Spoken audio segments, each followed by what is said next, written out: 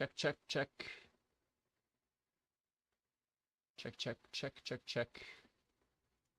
All right, vocals are looking good. All right, I think we are ready to go live. Good evening, everyone. I hope you've been having a good time. Hope you had a great week. Good to be back, and I'm hoping that we get to see some good stuff for this Asia session. Not expecting too much, given the kind of stuff that has occurred. Oops, got some script editor stuff going on, but we're gonna take a look and see what we've got here today. So, NASDAQ. So what we want to do at the beginning of any Asia session. Hey, Jay Whitway, good to see you, man. I wasn't expecting to see you so early, but I've been good. Been much better, much better. I got hit by a car, rather rear-ended by a car. So that kind of sucked, but so far so good otherwise, though. How about you? How have you been? It's been a moment. Sorry I haven't been streaming as much, but it was required to get back to discipline. So we're going to place this. Actually, what's kind of weird about this one's new week opening gap, and I'll show you this for a second here.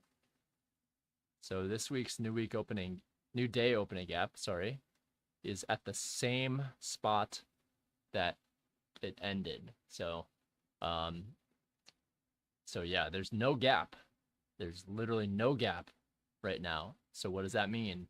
That means we need to look for other areas, other gaps that might be feasible to look at. ES has a little bit of a gap, something that we'll take a look at as well. But we're going to keep an eye on. You can kind of see this first little minute here. 17. Oh wait, there is a gap. I'm just using the wrong one. Oops. Sorry about that. Very, very small, tiny little gap here for new day opening gap. Okay. Let's make sure we have that on our charts. We've bounced through it on the downside first. So what is this level? This close was 19445.50. Wow, we are rising like hotcakes. Jay Whitway, no way. Well, glad you're okay. I'm good. Work picked up for me lately, so less time on charts.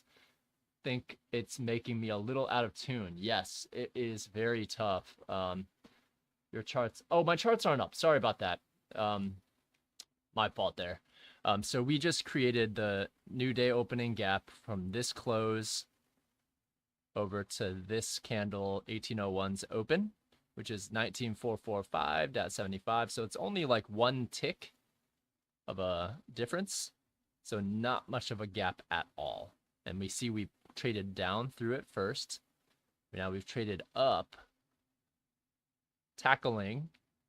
almost tackling this relative equal high here. So this buy side liquidity we can expect to potentially be taken. So let's mark that out. Okay. We know that there's a couple of things here. This liquidity could be here. Do we have any 15-minute liquidity beneath us? Not really, but we do have some waiting above us. This low down here is definitely an important low, and you'll want to make sure you capture that as a relative equal low. You can kind of see how these previous targets played out, but this low for sure, you're going to want to tackle and have this low on your chart so that you can say, hey, and you probably only want to have it until the end of, so this is like 1600, this is the new day, right? You want to extend that until about 4 o'clock p.m. at most on the coming day. So about here. Because you're going to be done with the day. It's going to be Friday. It's going to be, done with the day. So you want to extend that one out because it's going to be valuable. Same with this one. You likely want to keep this out as far as you can until it hits it, and then we can figure out. Okay, so now, what do we have? So we look closer at this start. We have this short-term low, which has gotten taken out, right? So the sell side, this initial sell side liquidity has gotten taken out. This got a lot of people long, a lot of people short.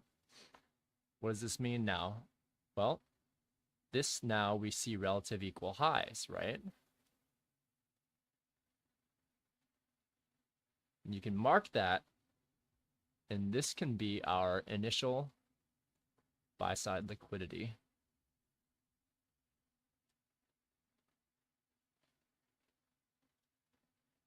Let's make this so that we can see this on all of our charts. All right. We also have relative equal high buy side liquidity.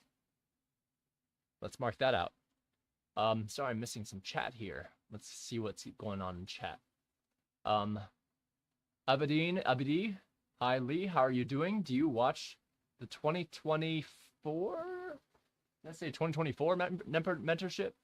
I can't see, it's hidden behind like this stupid little emoji, but yes. I actually haven't watched all of the 2024 mentorship yet. I do mean to. I've just, work has been insane right now, so I haven't done it myself yet. Freaking fly around here.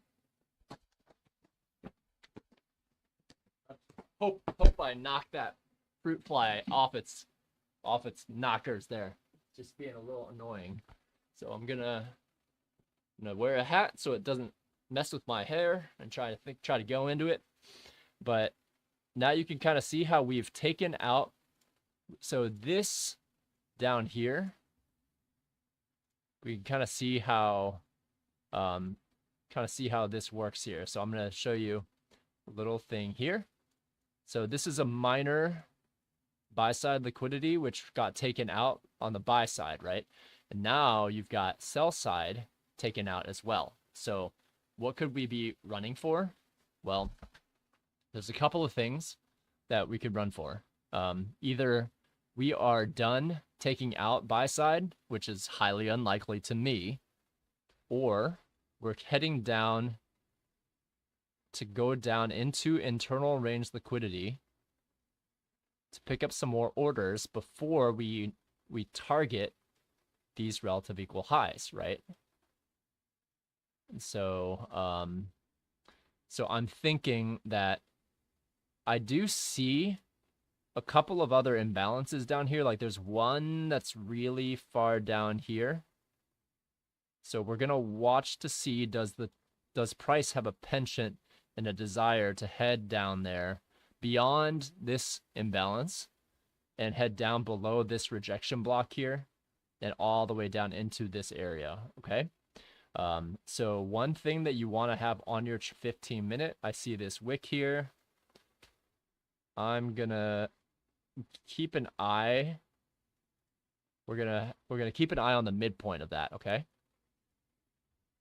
So I want you to put out on your charts roughly around 19,379.50. We can make this into a dashed line so I know there's a midpoint there. So I can see that this is a 15-minute wick. This is a rejection block up here. Notice this movement straight up from there. So you can kind of see how we bounce straight from this internal range liquidity, right? Now, what happens if you put a Fibonacci from candle to candle? We see it breached 50% here, right? So we're below equilibrium. That's good. That's what we would expect to see buys here. Now, we do see that we just took a little bit of a bounce here. And we are in quite a bit of a discount from yesterday's run. So I'm thinking, in my mind right now, I'm thinking, okay, well, if we take a look at the whole week, take a whole week's, we started here. Let me squeeze this a little bit less. So we started up here. So we've opened, we went up, We went down. We traded up as well. But if you take a look at the weekly chart, it's still overall selling week. We came down into this week's imbalance here, right? So we came down to almost the 50% mark, but we didn't make it all the way down there yet. So I'm wondering if we have juice to head down there, because we do have a bit of buy side inefficiency still down below. So we're waiting, and I'm going to remove this fib here. We're waiting to see, do we have the ability or desire to, did I lose connection? No, we're still going. Okay. So what I want to see is, I want to see this. Why are my charts not moving? Did my rhythmic die out?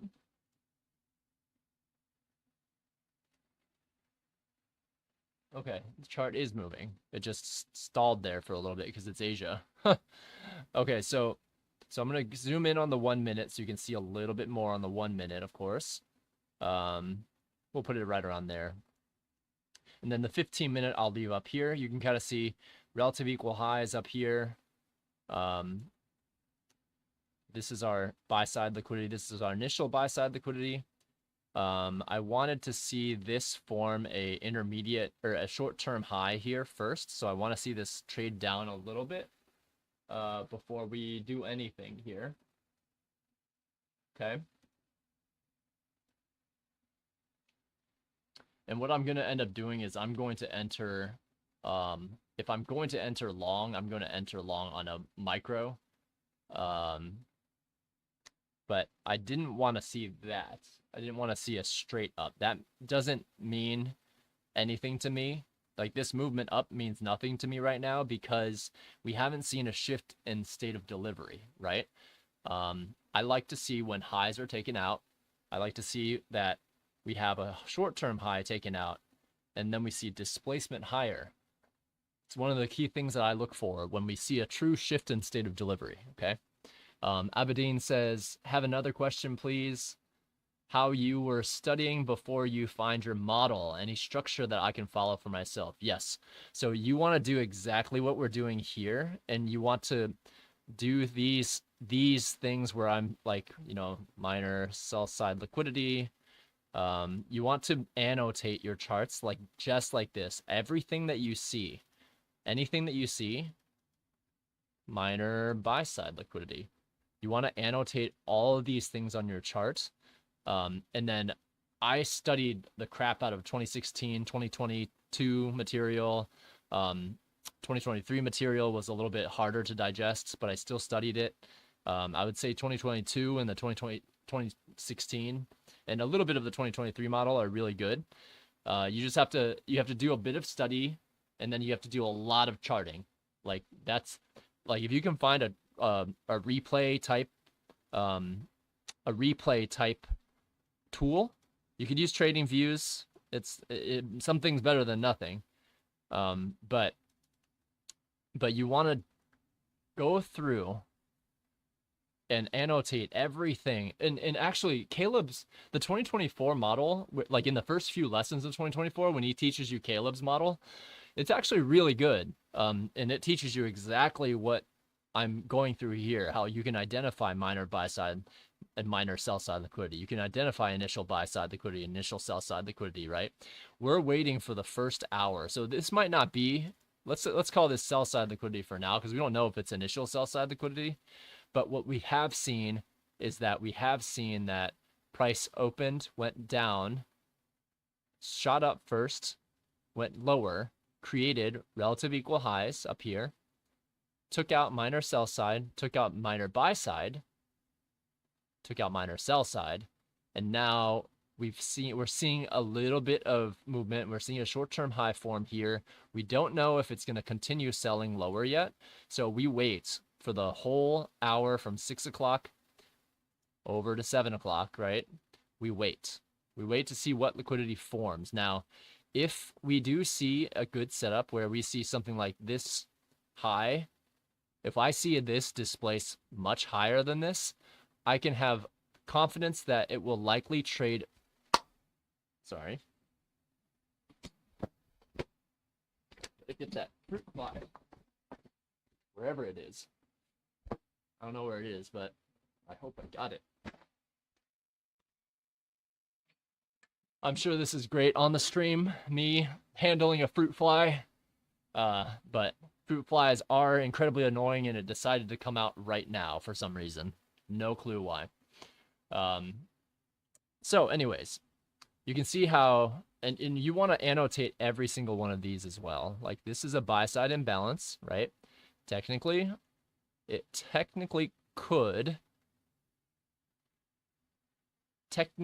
might be able to go down there and bounce off of that, but I'm more hesitant. I see these sell-side imbalances formed instead, and I'd rather think, okay, well, this likely isn't going to hold a move up higher. It could, since we traded down 50% of this range. It definitely could. And we do see like, this is my draw on liquidity right now. I'm looking at this and I'm seeing that, hey, there's a draw above us right here, and there's a draw above us here with a sell side imbalance on the 15-minute chart too. So I'm naturally looking higher, but when you look at the whole week, you can kind of see that throughout this entire week, we've opened, expanded, manipulated higher. We accumulated, manipulated higher, and then we sold. Like, we started to expand lower. Thursday retraced higher, but continued expansion lower. So Friday, either we get a continued expansion lower, or this type of movement here is going to allow us to give us one final push to take out all of this liquidity up here. Okay, so that's what I'm looking at from a weekly perspective. I see that there's quite a bit of movement there, and I think that there's a lot of room. Almost all the real-time hour gaps have been filled too. If you can take a look at this real-time hour chart, you can see that the one below us still has not been filled. So where we're at right now is roughly around here, 14, 22. Oh, and look, you see, I'm gonna bring this back first, so I'm gonna make this very important here. So you kind of see how we've now had a movement higher, short-term high being broken here. Is it being displaced? Not yet. Now it is. So I want to see, does price have the willingness to come back down to this propulsion block? So we have down close candle here. This whole thing is probably the bigger bullish order block. We trade up above it, we trade down to it, we trade up and displace higher. Now I want to see, do we have the ability to trade around the high of that candle to aim for relative equal highs up here? Okay, does that make sense? I see some messages that were deleted. You don't have to delete your messages, buddy. Like, you should keep them on there, honestly, for just for your own accountability, right?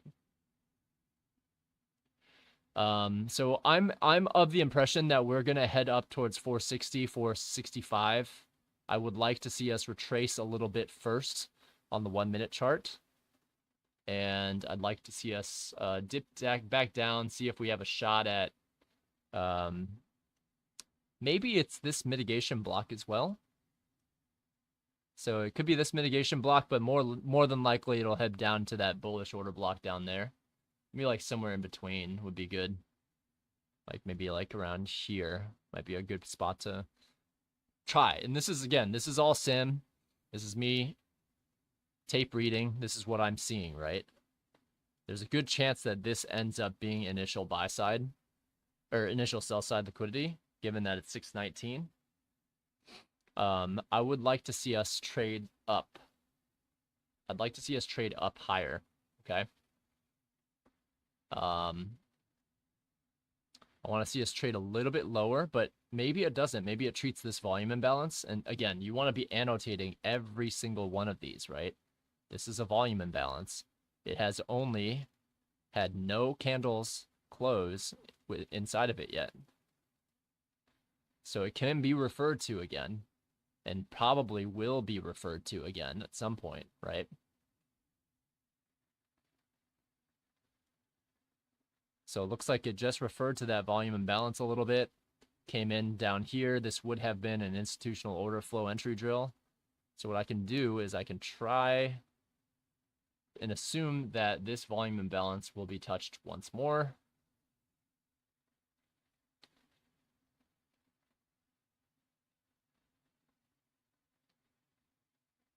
And let's see if we get any movement down there. So it came up to a 1 minute sell side imbalance. So I would expect for it to now potentially drop. And where can it drop down to? This.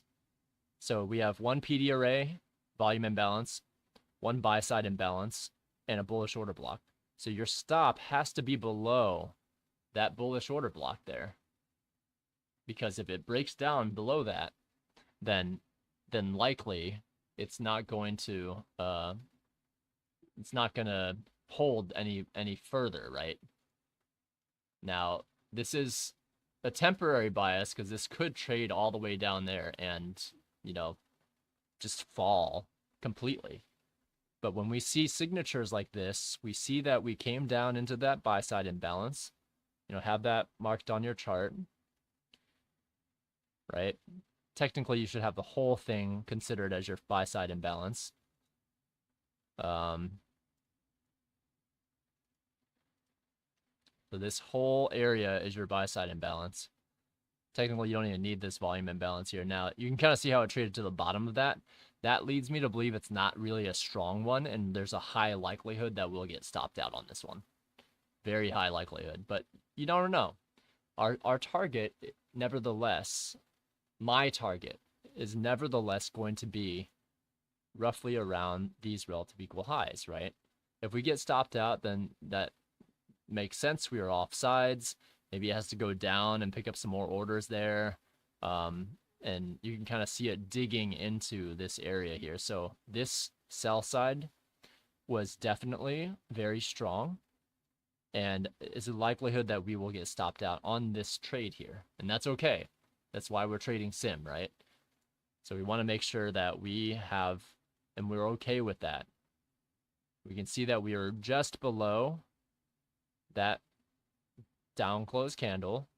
If it breaches that, we're okay with being stopped out. It is part of the price action and what price action wants to do now.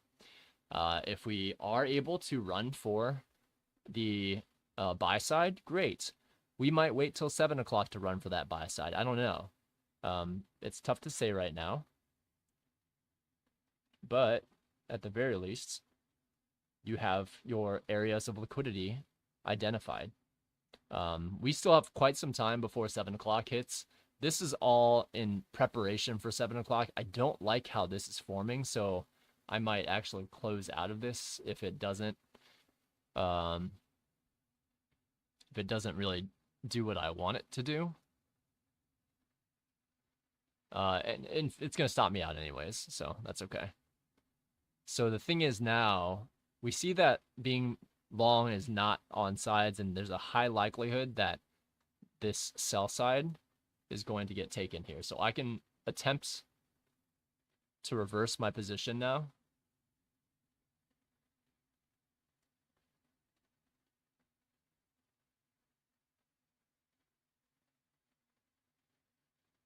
Knowing that we've traded up to this sell side imbalance, we were heavy at this area, and it does look like it came down and it bounced off of this on the 15-minute chart. But we can assume that it will take this low out as a initial target, I suppose. You can clearly see you got stopped out. I got stopped out rather, right? Now, is it going to go there? Maybe not. Maybe it just bounces. Maybe it just had to pick up a little bit more liquidity in this area before bouncing all the way up here and taking that out, right? I think that that's a very feasible option.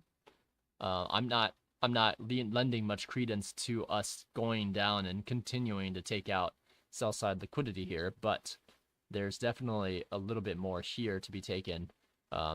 And I would prefer to see a 1 drive, like maybe like 2-3 drives lower into this imbalance here before spiking up if possible.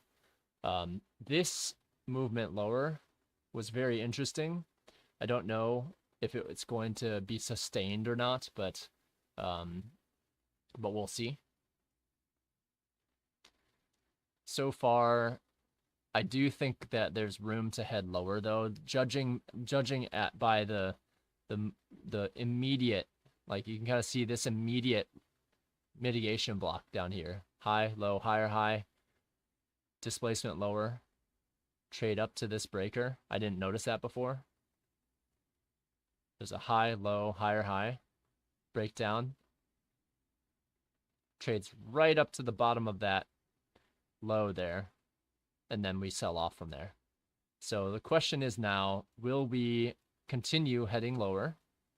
Will this structure continue supporting a lower price, or is it going to go try to take out the relative equal highs immediately here? This is considered external range liquidity. Remember that, right? So we'll see. It doesn't look like it's having an easy time moving below this. So it leads me to believe that potentially this is a bounce area. And this is, why we're trading sim. That's okay. It could drop tremendously as well, but this is a potential bounce area. We traded down into this down close candle here. So we're waiting to see, does this continue its trek higher or not? Or do we continue lower first with this nice break of this high, low, higher, high setup? So buy stops got taken. People went long. Sell stops sold through all of them. And now we're back up into this mitigation area. So we're in the middle right now. This is not an ideal spot to take an entry. But I do think that there's definitely liquidity down below waiting still. Does it take it? Does it go any further than this? Well, it's already dug into the midpoint of this down close candle. So if it's going to break down through that, it's going to break down through all of this stuff as well. It doesn't look like it will, though. Looks like that we've got some movement higher here. I don't like the short there, so I'm going to reverse it once more up top, and we'll see if we can catch our short. So I like that it held this buy-side imbalance, and we kind of see that there's 2 major buy-side imbalances there. I like that it held this lower one and traded up into this higher one. So what I want to see now is I want to see if this is going to make its run for the relative equal highs here by supporting this and staying within this buy-side imbalance. I want to see it stay within this buy-side imbalance, okay?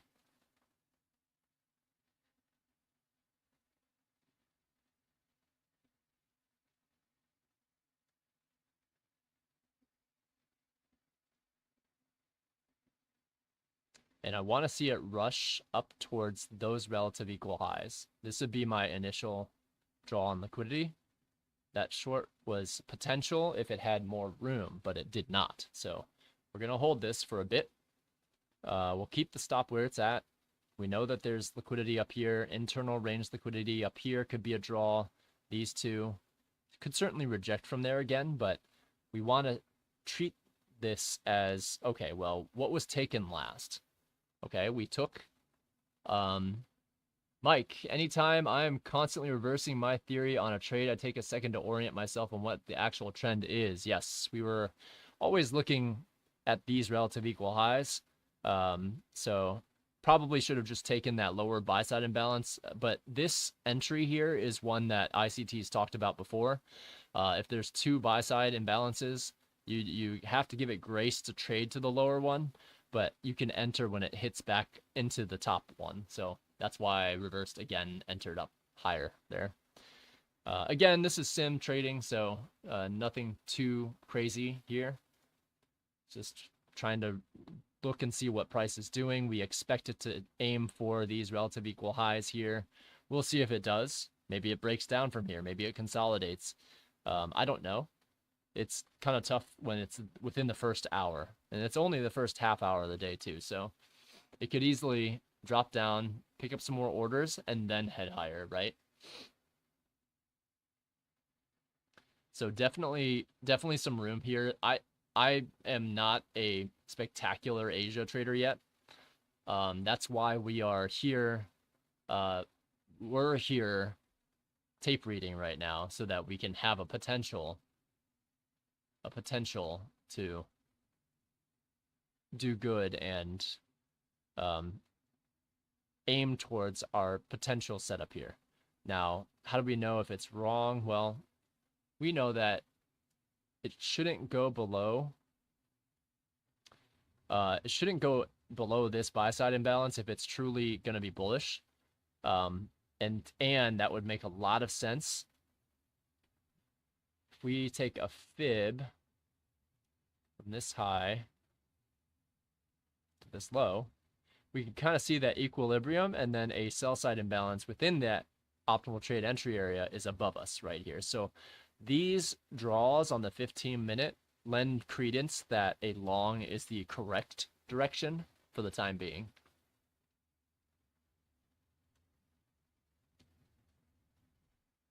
Okay.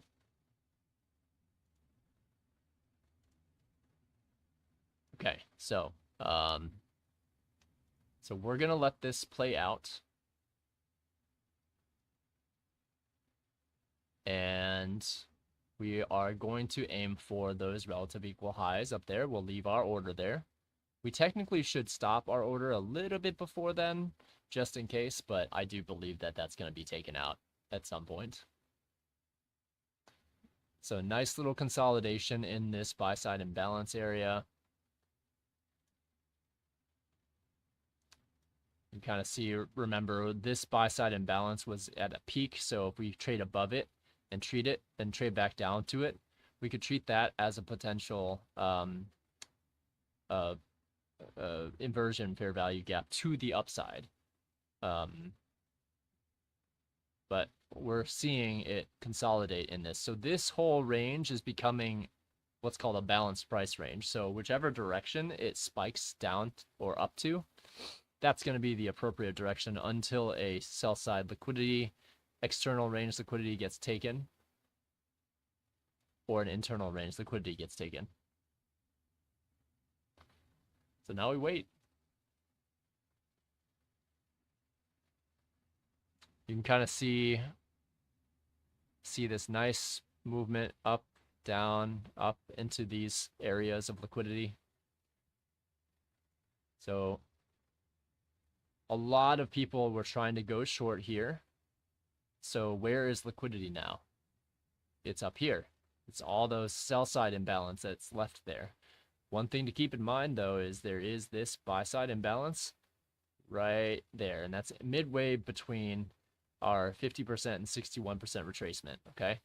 So, but what's good is that we are going to be taking profits right at the relative equal high up here. So what we're looking for,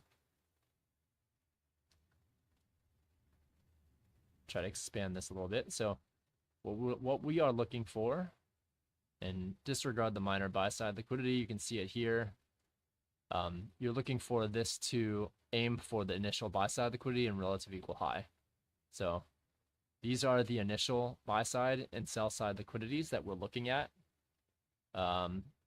We don't have a good beat on whether or not this is going to go our way, but that is the nature of attempting to take a trade before 7 o'clock. And during Asia session, ICT had mentioned that you want to see price create a short-term low, go the opposite direction, take out a minor buy-side high, go the opposite direction, take out that minor sell-side low, and then you can kind of get a sense of where are relative equals lows and highs forming? Well, there's this one, which is at 466. There's this one that's at 462. Okay.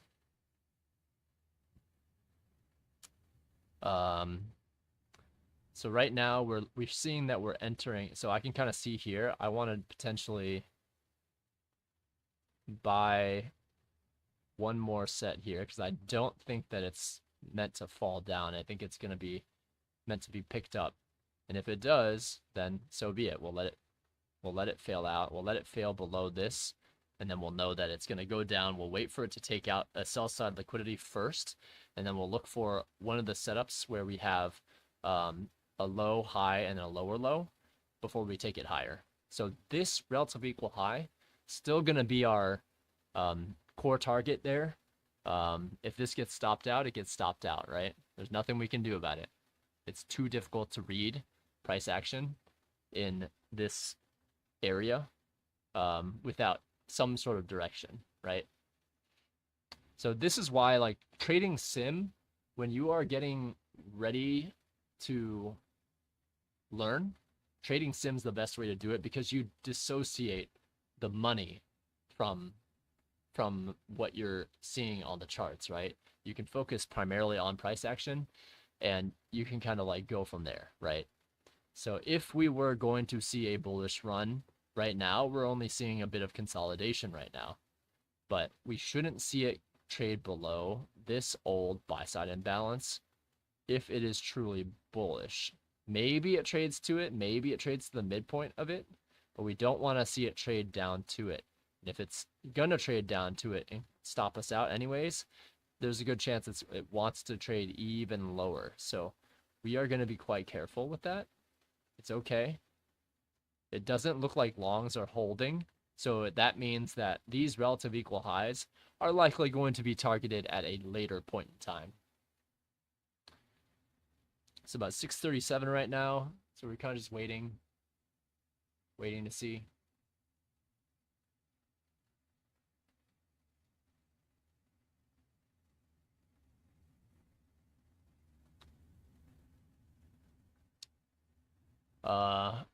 Hopefully everyone had a great day today. I know I did, minus the accident I got into, but today was an absolutely wonky kind of a day, but tremendous day. I think it was about a $4,500 day on the performance accounts. So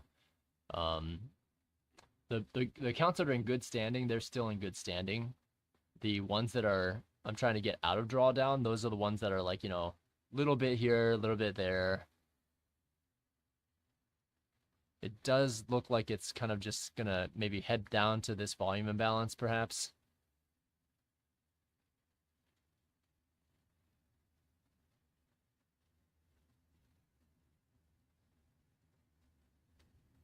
Yep.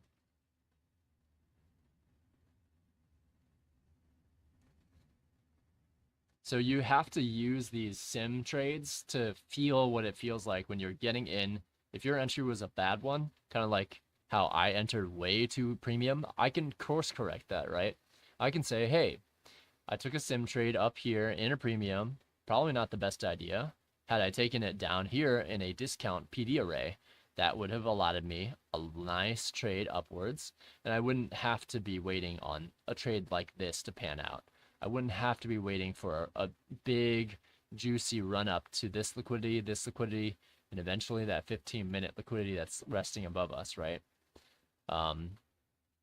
Even though that's my bias, I wouldn't need to be in this position. I would have saved myself a lot of time and headache, perhaps.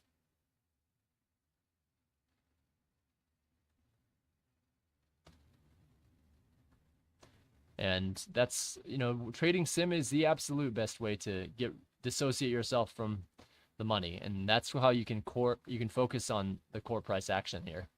So we see we came down into the midpoint of this buy side imbalance. It happens to be imbalanced in buy side here, and the midpoint does take into account this volume imbalance down there. So we're taking the midpoint of this candle's low to this candle's closing price.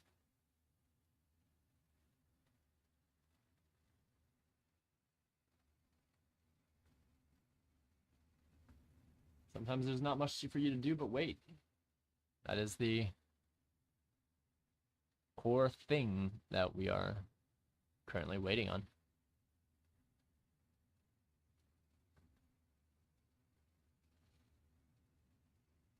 So it's about 20 minutes till 7 o'clock.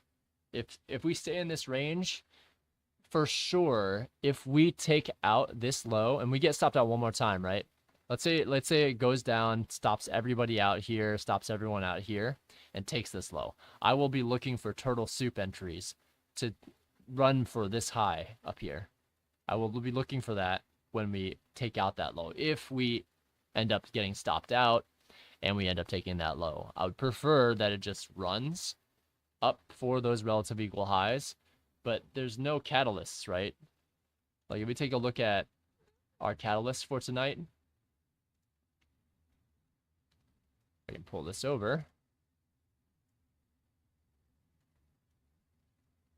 All right, so our catalysts for tonight, give it a refresh there. They don't start till 1 a.m., so there's literally nothing happening right now. Maybe 5 a.m. If you're up during London, 5 a.m. is going to be a really volatile time with CPIs for Europe. And then, of course, 8:30 a.m. tomorrow is going to be core PCE price index. And then that's really it, because you're not going to be trading during China manufacturing here, PMI. So there's not too much, except for 8:30 tomorrow and 5 a.m. tonight. But who wants to stay up till 5 in the morning, right? I sure don't. Jay Whitway, I've been pushing a little too hard lately, thinking I need to play catch up. Went tilt today and blew a funded, but you know, part of the process. Yeah, that's tough, JP. Jay Whitway, I just hit my 11-month mark in futures. I'm happy with my progress so far. That's awesome, man. Most people don't even last 11 months. They give up right before that year mark.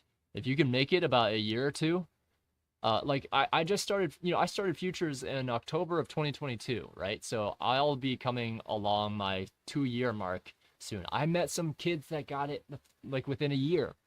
I've met some people that have taken many years. Like, I've been exposed to like equities and options and stuff like that, but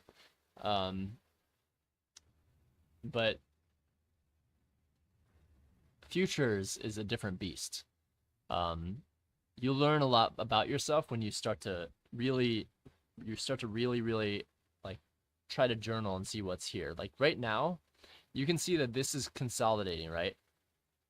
Here to here to here to here to here. So when this does break out, and you don't really know what direction it's going to go in yet, but when it leaves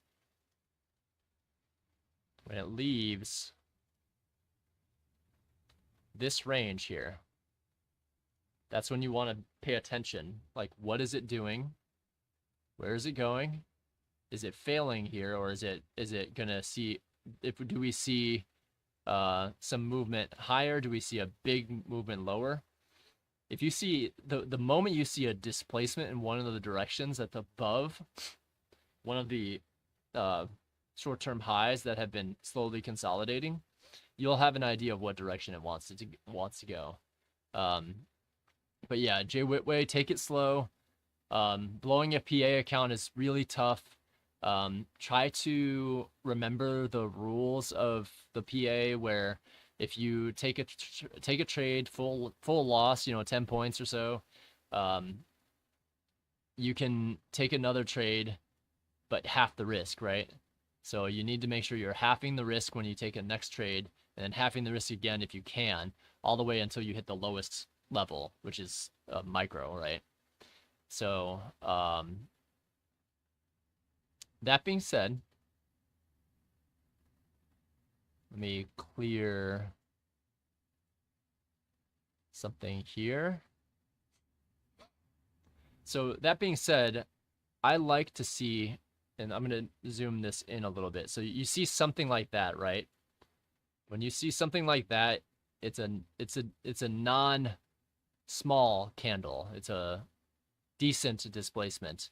and it went above this short-term high here, we do have a volume imbalance in this area, which could be traded to still, right?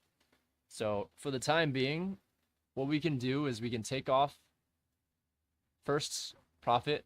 Maybe you want to take it at this rejection block, right? Maybe you want to take first profit up here too if you're in drawdown, right? But our thesis, right? Our thesis is that liquidity has been engineered higher up here.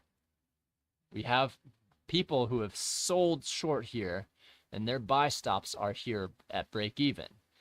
And so if the market maker wants to go short, if smart money wants to go short, they want to go short up here where there's willing buy stops to pair up with their limit order sells. So when we see a displacement above this, now what am I looking for? We see that minor sell side, and you actually can see it. Technically, the better one would have been this one to say minor sell side was taken, because it's a true relative equal low here. These are relative equal lows here. This came down into this buy side imbalance. You see that, right? We marked that out earlier.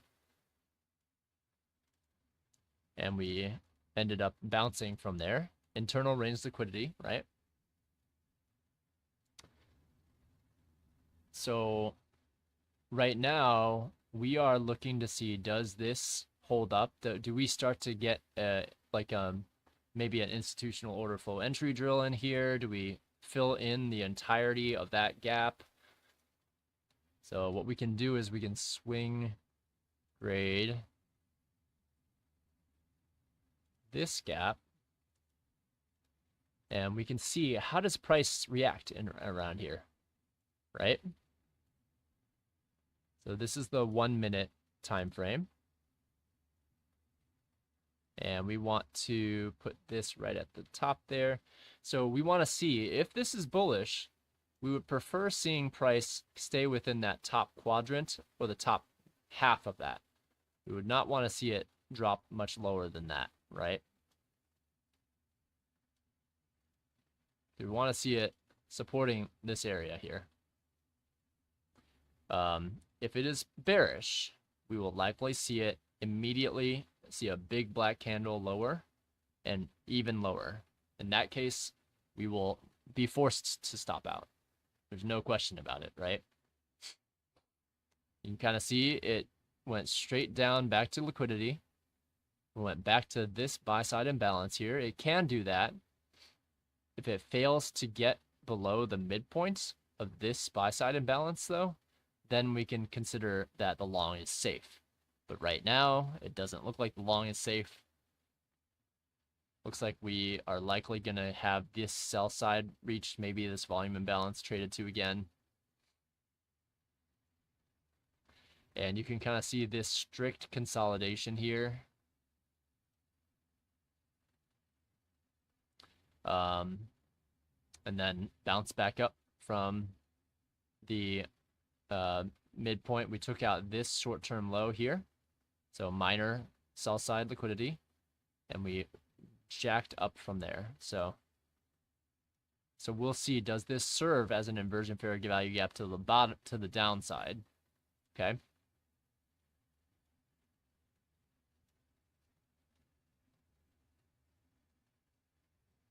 So sometimes Asia session is the toughest session because you have to wait quite some time. And it's not easy.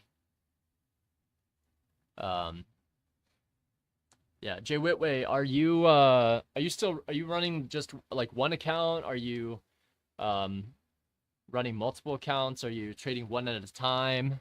What are you doing? I know it's tough with work, man. Like I feel that. That's why I've started to try to annotate and learn Asia session, in hopes that I can trade Asia session, of course.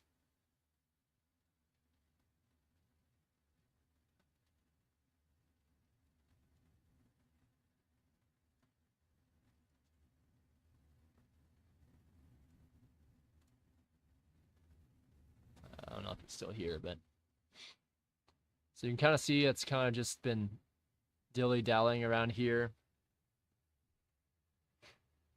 We did take out a short one. We took out these minor buy side and sell side. Sell side got taken out after buy side got taken out. So I would venture to say that aiming for these areas will be next on the list, given that we've taken sell side liquidity already here, and we have yet to take any buy side from now. So I'm leaning more to the buy side. I know I can be wrong here, but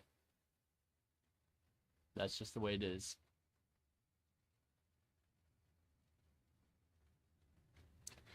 One account at a time. Good. Honestly, I'm more profitable when I trade one account at a time. That's just the gist of it. I'm definitely more profitable when I trade one at a time, and just how it is.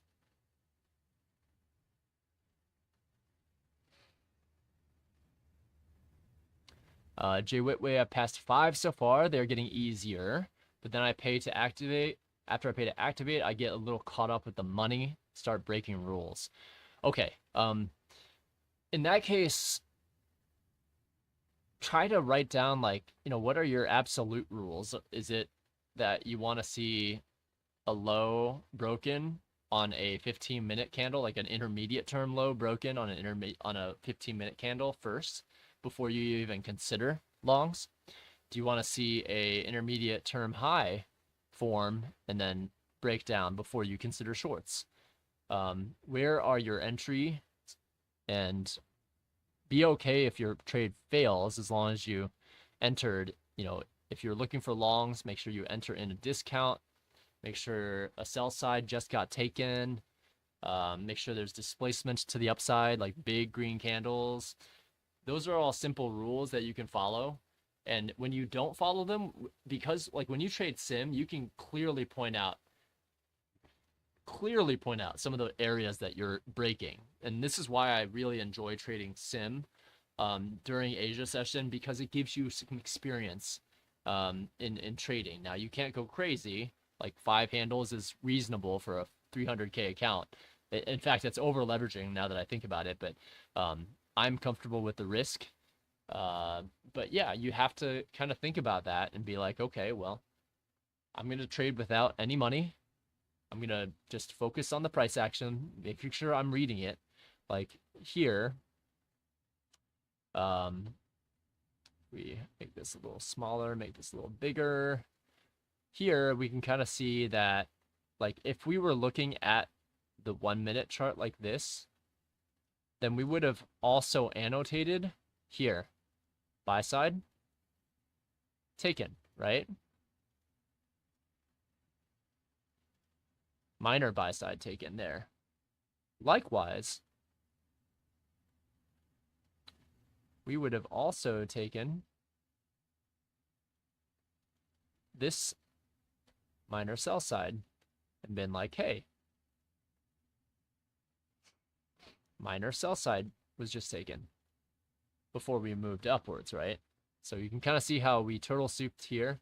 We turtle souped there as well. Buy side taken, right? What do we come down to? A volume imbalance on the discount side of things.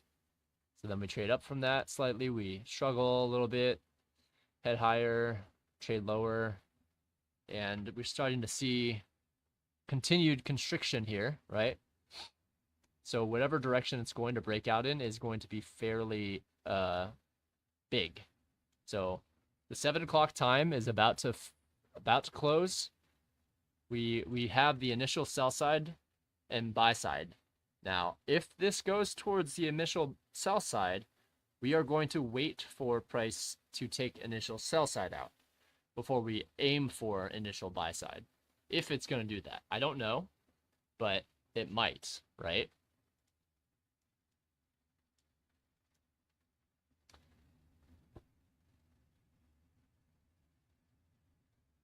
And so far it has not.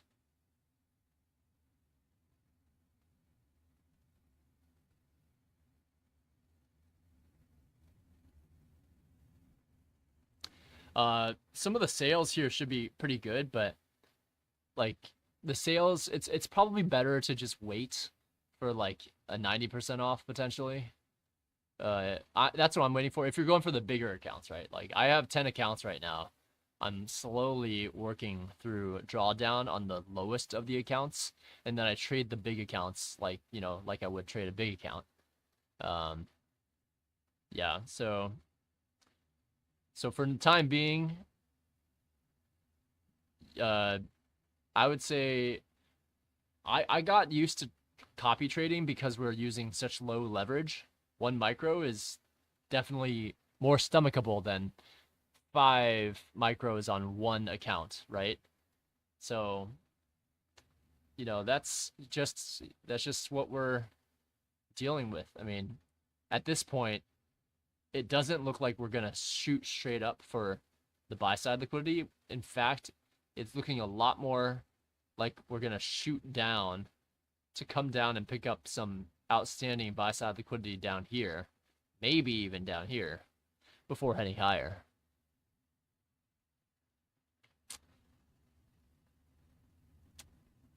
Mike says upper and lower trend line might be helpful.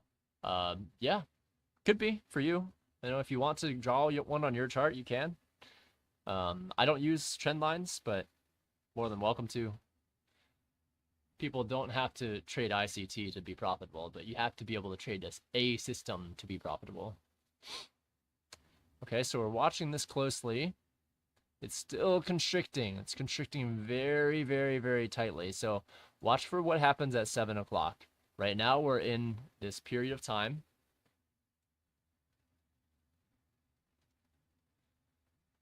where we are waiting.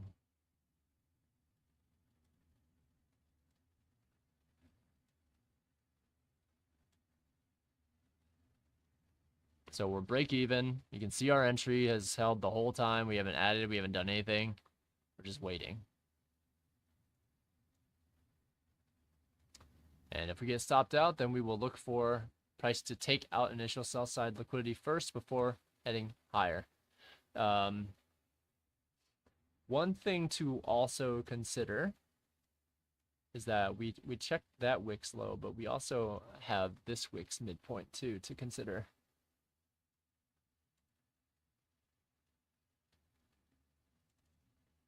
Okay.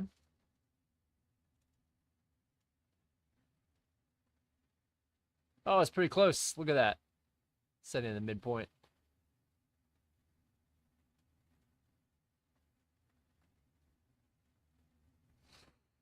Okay, so still waiting here.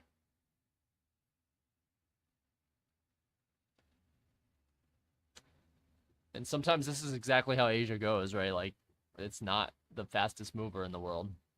That's when we take a look at some of our other charts too. What's ES doing? Is it doing anything? No. Is the Dow doing anything? No. Right?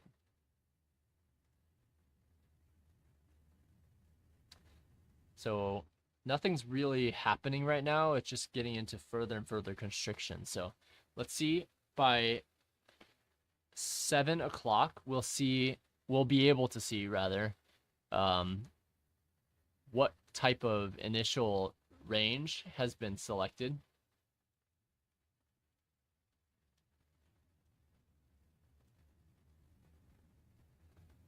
And we wait.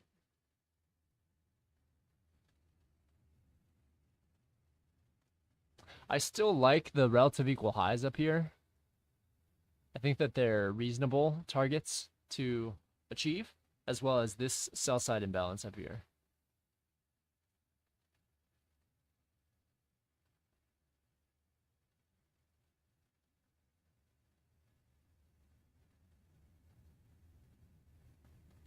Okay, so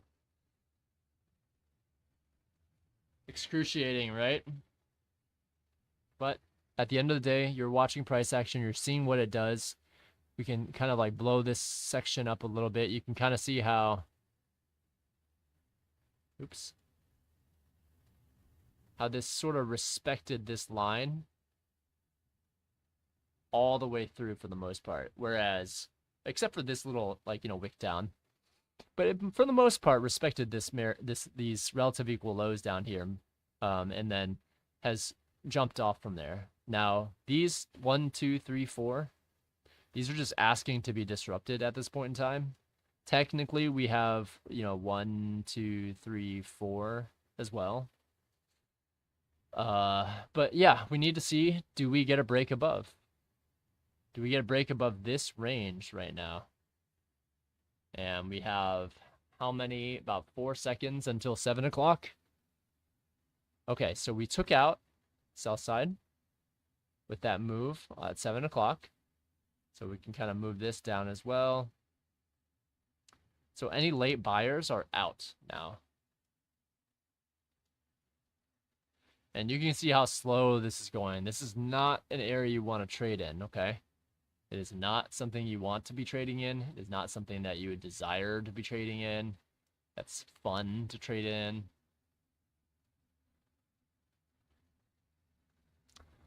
So us quickly taking out those relative equal lows here, and let's annotate that as well, right? So let's annotate that appropriately. This was relative equal low, sell side liquidity. So it's good that we saw that taken out, right? If we are looking long, we want to see something like this, relative equal lows taken out, but immediately rebalanced like we did there. It did close in the lower quadrant of this fair value gap, though, so I'm still hesitant on going long. It came down to this smaller buy-side imbalance, though, and seemed okay. We'll have to see if it continues lower. If so, then we'll have a losing trade, right? Not a big deal. This is part of Asia session. You don't know what's possible. So this might stop us out, maybe. Maybe it doesn't. But right now, it's a little bit difficult to read price. So you have your initial balance range tacked on right now. You've got an economic big economic. Where is it? It's my economic calendar. Oh no, what happened to my economic calendar?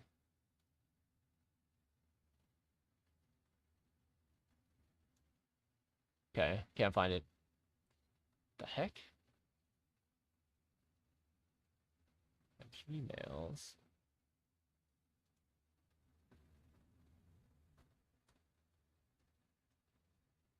So let's pull up Forex Factory as well.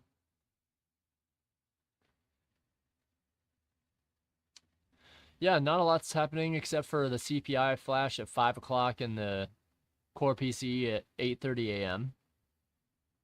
So we'll see.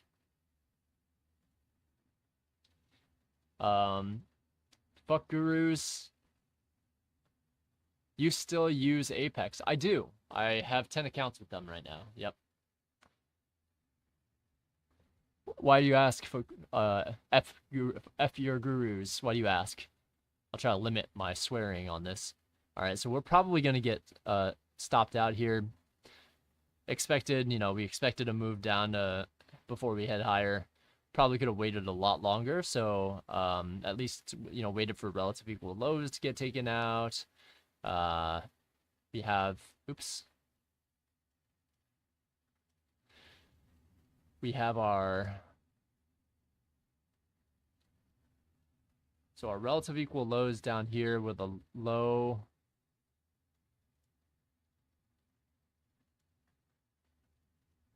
of this buy side imbalance would be the last as far as I would like to see it go.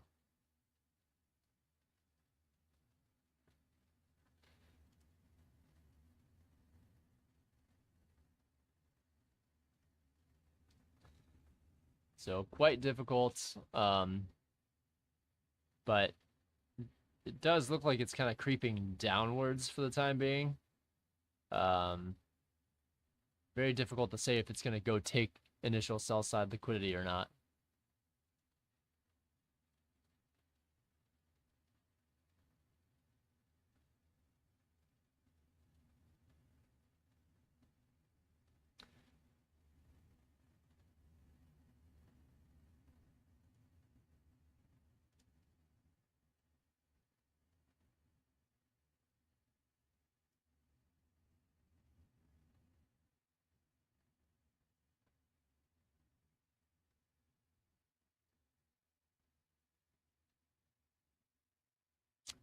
So we're kind of just waiting here. We see this type of candle rejected from this sell side imbalance. We're seeing it trending further down, but let's see what happens.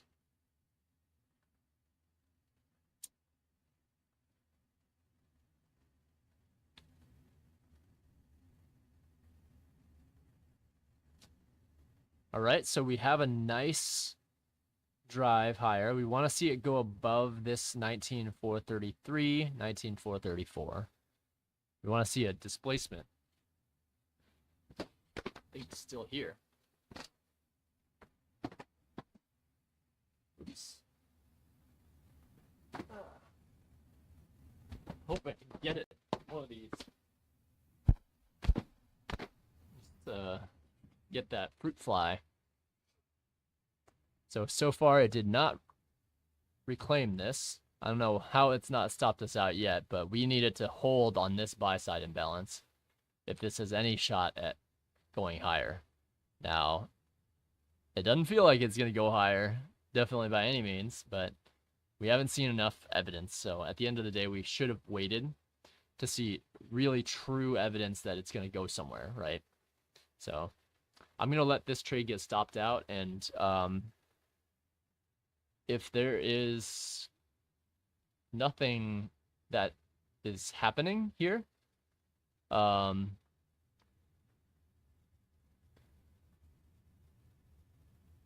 Jonathan sung that visual was me today. No fly, just punching at the air. Yeah, today was a tough one. After a certain while, I think it caught a lot of longs off guard with the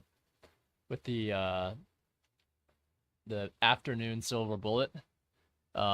But yeah, don't feel bad. It's just another trade, right? It's just another trade.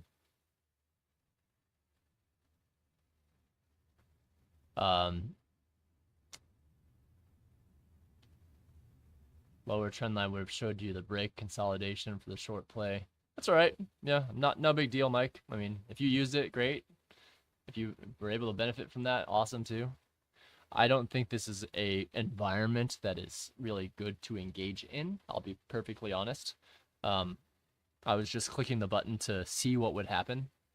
And yeah, you can kind of see how this is really difficult price action to handle right this moment.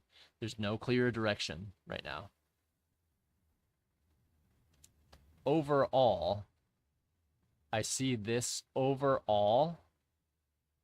I can see this being a larger market maker sell model potentially overall. But keep in mind, our new week opening gap started lower, went higher, expanded lower, reversed almost all the way there, and then dropped. So I can't tell. We're right in the middle, and my gut instinct tells me that we are gonna likely head lower, but I would prefer that it goes up here and takes out this buy side before shorting. I would like to see that occur first. Okay.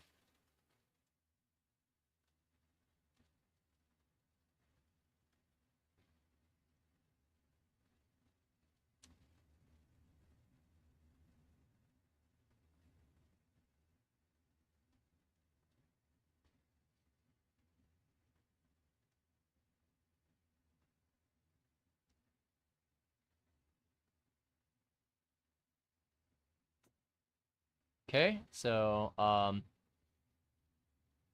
Jonathan, afternoon. Yeah, I had one runner that got stopped. Fine, already took a chunk. Then in trying to find another, got up in a brutal move. Yeah, I knew some people that did that. You should have took the winner and walked. Yep. If you have more than one contract, it's a lot easier to do that. But if you only have one contract, it becomes quite difficult to do so, right? I am Ipta Trader. Hello. Hey, good to see you, man. I'm doing good. How are you doing? Hope you've been doing well.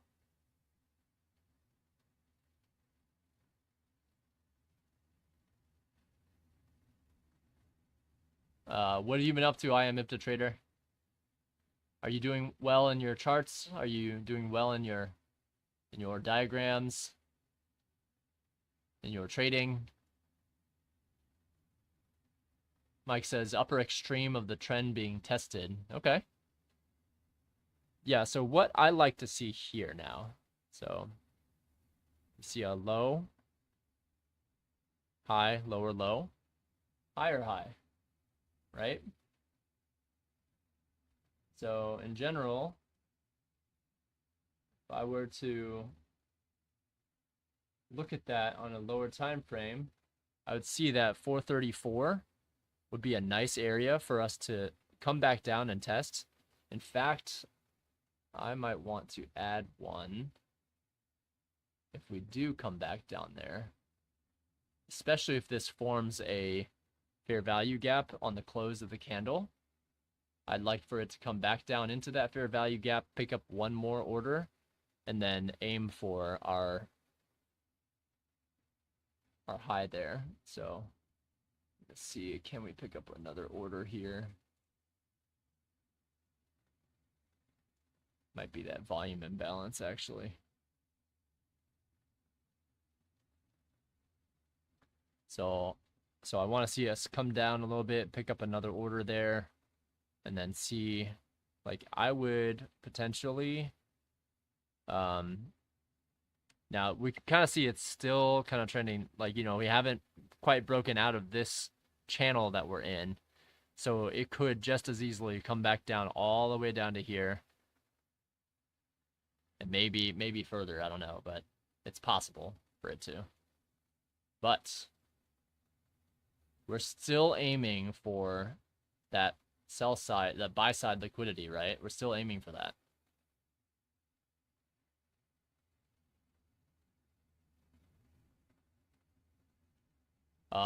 If you're trading micro NASDAQ, it's going to be a little bit more difficult because the levels don't match up nearly as much. They're close, actually. They're not too bad, but I need to put the lower one on my chart as well.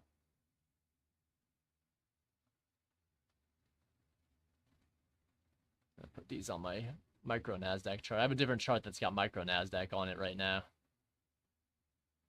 that I use. So we're seeing a little bit further movement, right?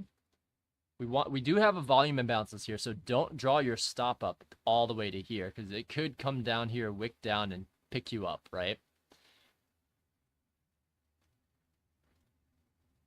That's very, very possible for you to do. So right now we're looking to see everything IPTA trader, everything's fine, awesome. NQ spoiling us with these 200, 300, 4 point. Dude, Jonathan, you hit the nail right on the hammer there. NQ with those insane runs is absolutely bonkers. It's crazy. You can hit 30-point runs easy on those. You could click a button and it's straight there, right? So, Mike, add on the break above the next higher low. Yeah, maybe. I would say the safer spot to add would either be on this low or down below it at this volume imbalance here. So I want to annotate those as a growing trader. I want to annotate these because volume imbalances are things that price can come down and trade back to. And it's okay if it trades back to those areas, right? We're okay with that. We know that that's possible. We know that it's very probable as well.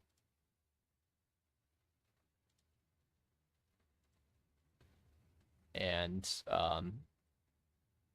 we know that it could just dump here as well. So whatever you've got in mind,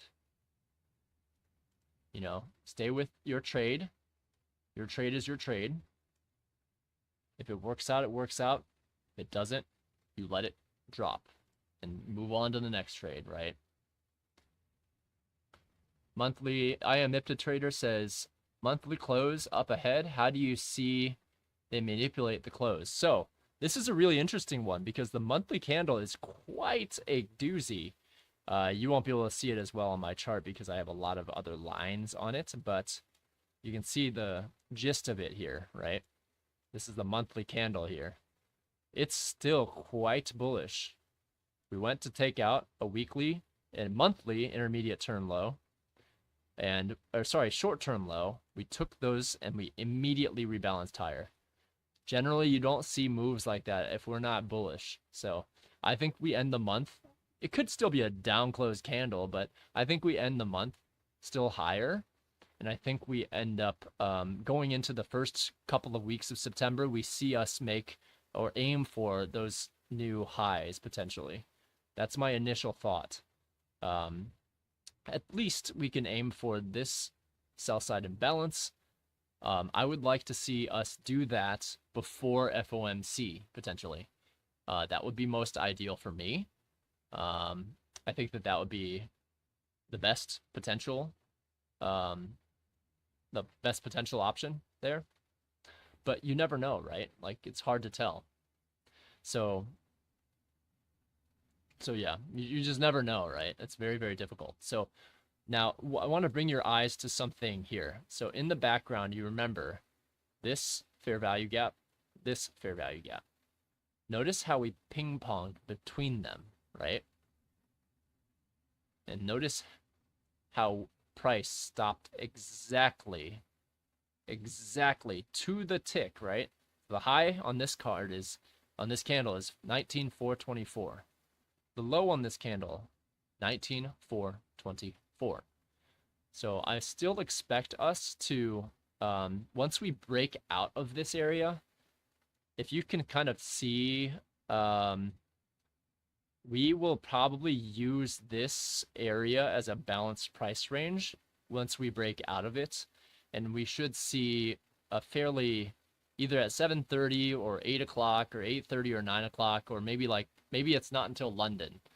But you should be able to see, if we can break out of it, we should be able to see us come up and target somewhere around these relative equal highs. Now, you don't have to choose the relative equal high itself. You can choose maybe like a point beneath it. You know, you don't have to be greedy. That is totally fine, right? You don't have to. In fact, it'll probably benefit you in the long run. It will likely benefit you to not take profits at the very, very, very top of those levels, right? So yeah, we want to see this, see how it can break out of here. If it doesn't, then maybe it just fails, gives up the ghost, and stops us all out. Fine.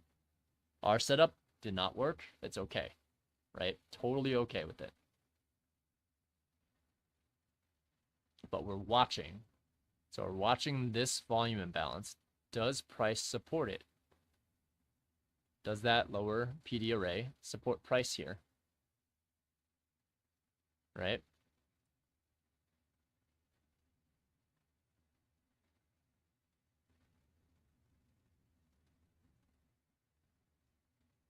So far, it has, but there's no guarantee. What about you, I am IptaTrader? What are you thinking the monthly candle does? We have one more day, right? Jonathan Sung 10 NQ. Yes, it's just sim. So I like trading sim on this. In the background, I might trade PAs, but I like trading sim when you're learning. Like, I'm still learning the Asia session. I'm learning how it flows. I'm learning how to read price action as we're going through it. It's a little bit more difficult, but it is definitely doable. But as you can kind of see, you need to make sure that you are very confident in your draws on liquidity, right? Like, I know in the beginning, I knew that going long is likely the direction that I would like to see price move up towards after we took out buy side here, and then after we took out relative equal lows here and traded down to what? 2 buy side imbalances, which we marked out. And now we have the ability to seek a range. So this is our This is our range now. So I have the initial sell side. You want to draw the initial sell side liquidity out and initial buy side liquidity out. You want to draw them out to the end of the day, even if you're only going to trade till 9 like I am, right? You want to draw them out to the end of the day. Now, you can kind of see how the 15-minute has been treating you. It's not great, right? I still do see this as buy-side liquidity, but notice what happened too. Remember, this buy-side liquidity was never taken. That wasn't taken, that wasn't taken, this was barely taken. It almost took that value, right? So there's a very good chance that it never takes this relative equal high out, but look at all that. So these liquidities got taken right there. So that barely got taken by one tick, and then we failed there again. So now you've got a whole bunch of relative equal highs up here waiting. You have you have sellers who sold there, and they're just kind of just waiting for that to happen. Now there's a lot of people that were thinking it was going to take that, and they stayed long. It's possible on Friday that we take that, right? So what do we have on Friday, right? Friday, you have 8:30 a.m. core PCE, 5 o'clock a.m. CPI flash for Euro.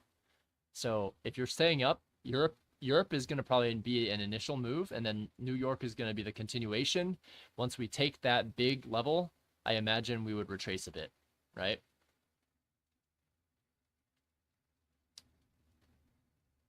So let's see.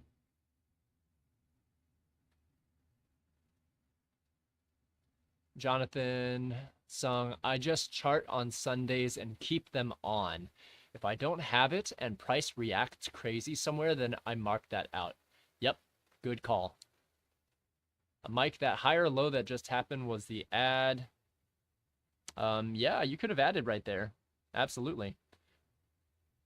We entered on this movement higher here. And on that volume imbalance, we were okay if it gave us some more. Now, note that we're in this sell side imbalance on the 1-minute chart.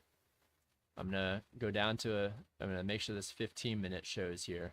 So what are you thinking if you're shorts now? Do you feel safe? Do these shorts feel safe that they tried to go short here on a breakdown lower before buy side got taken out? I don't know. I don't know if they feel safe. But we'll see. Does this have the ability to break out of this area? If we do, then fantastic. If we don't, then, well, we're going to head lower. We have this as internal range liquidity, so you have to respect that, right? That it is possible for price to take internal range liquidity first and then sell off from there. So you have to be able to respect that.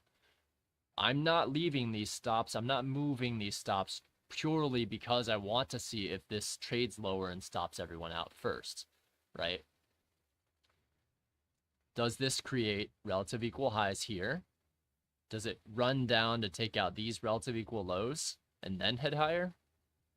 I don't know, because this, to me, if I look at just the bodies, so let's take a look and focus solely on the bodies, right? So if we focus solely on the bodies, we can see that this range, and let me lower the range over to just the bodies here. Let's say here. So let's take the bodies for instance, right? Wicks have gone up and out of there, but if we take a look at the bodies, we can see that this is the balanced price range that we're in, and it is soon to become unbalanced, of course, if this goes up to where we are thinking. Now, when we do that, there's a high likelihood if we can break above here that we come down, we go up a little bit, bounce to the top of this, use this as an inversion fair value gap, and then go from there. That's what I'm looking for. I'm looking to see, can it make it above here? That bit of a sell, like that's a really nice little jagged edge there that came back down into what? volume imbalance there, right? So we have this volume imbalance as well.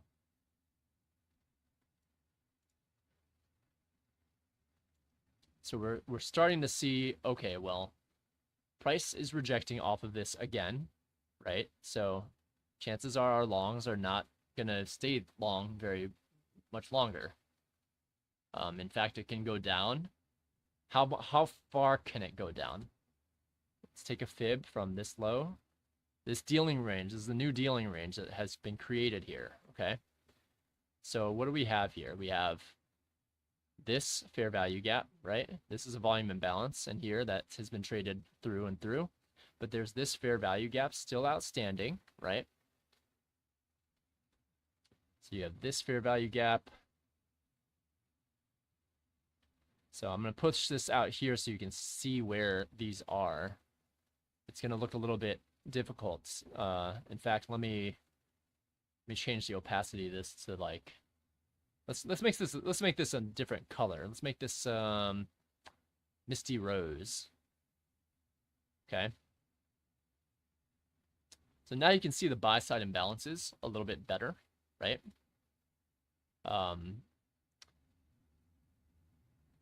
You can see these imbalances. You can see the bodies respecting those for the time being. And you can see this imbalance here, volume imbalance here. And there's no other imbalances that haven't been balanced already. Everything else has been balanced. So what could we expect? Maybe we see a movement, 50% retracement. Maybe we see this get taken out real quick. And this volume imbalance down here too. I didn't notice that one. So there's another volume imbalance sitting right beneath it. Right? So all these things need to be on your chart so you can see how price is reacting to them. For the time being, we are fortunate and we see that price had traded below this area and respected the volume imbalance. Now, these are relative equal lows, right?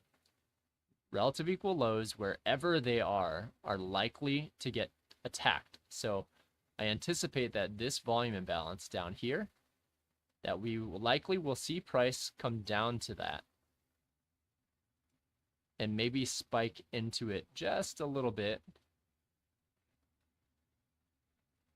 I do think that that's feasible. Let's see what we got here. It got an immediate strong reaction, then gave back the reentry, gave the reentry. Oh, there you go. So back down to that volume imbalance. So it went back through to the second volume imbalance, traded back up higher, and now is trading lower again. So we'll see what happens around here. I am MIPTA trader. We have previous 2 days high liquidity is real deal for me as we've dropped lower on Thursday. People with market structure shift and market maker models look like we are going to go lower. That's true. I mean, it's a big one. I mean, I could definitely see us going lower, but for us to feel like it's a good, like look at what I pointed out on the 15-minute chart. From this swing high to this swing low, we haven't even retraced 60 or 50% of this yet. And where is that? It's above our relative equal highs. So yes, I do think we're going lower. Yes, I do see a ton of liquidity up here, but I do think that we're still headed lower first. I think that this liquidity won't get targeted until FOMC. Potentially. I don't know. It's hard for me to tell, but that's what I'm initially thinking here. Okay.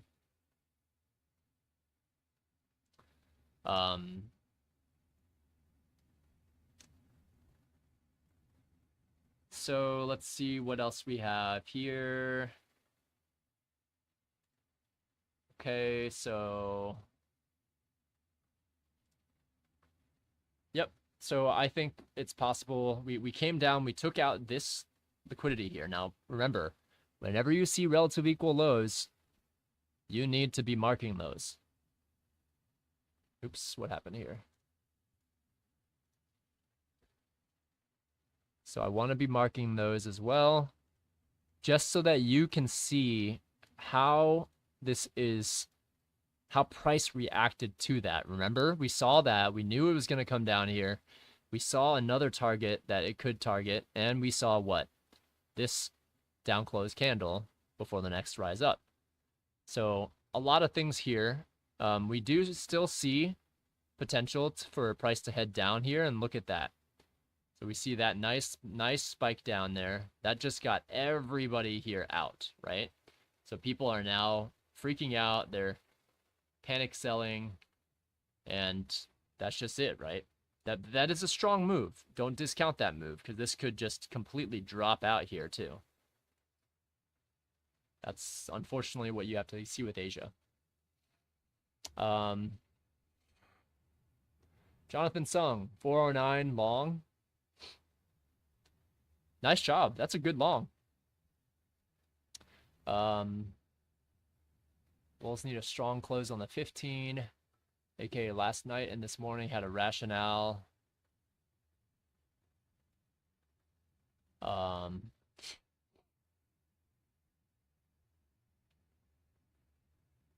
Where's rationale in my charts? Okay, good. Mike, Bulls need a strong close on 15, need volume for follow through.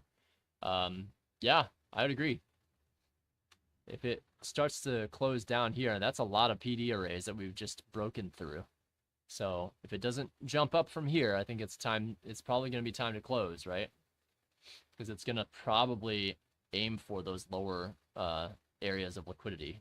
So if it can't hold here, then longs are likely in trouble.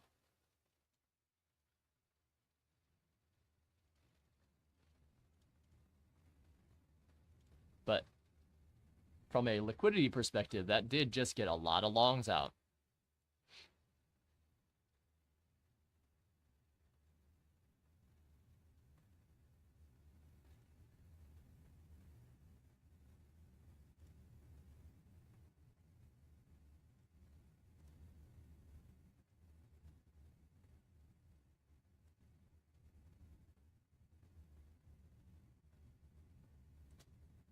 Okay, so this kind of movement looks like a displacement lower to me.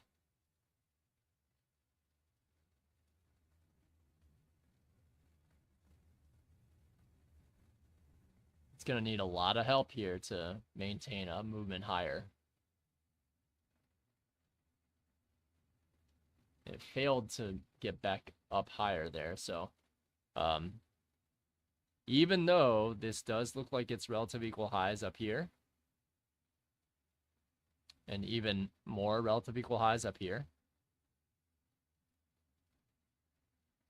you can kind of see that this high right here, it failed to reach that high, right?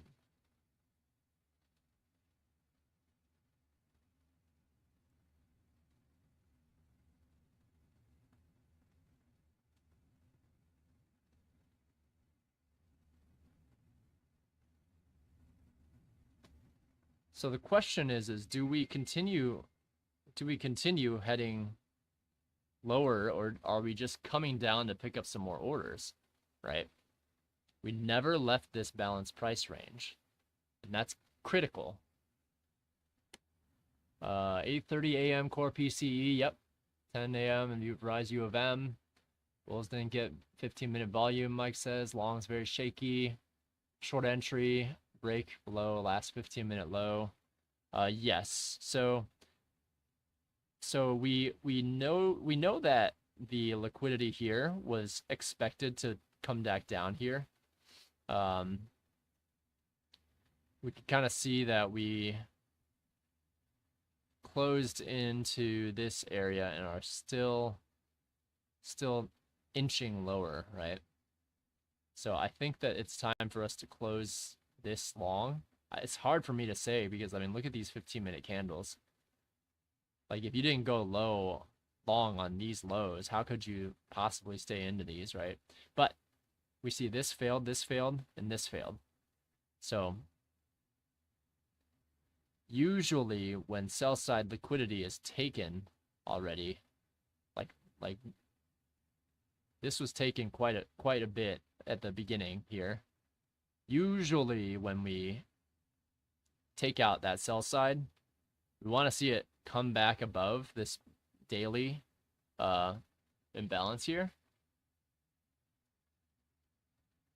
I don't know if we will, but it certainly seems like maybe it will. Let's see.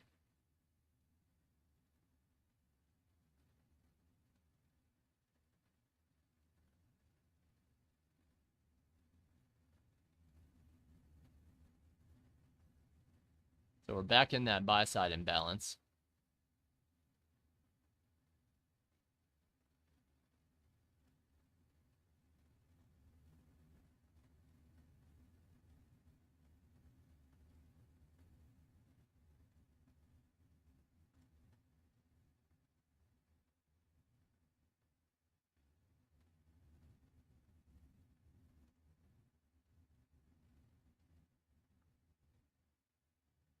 And it looks like it came up to this volume imbalance.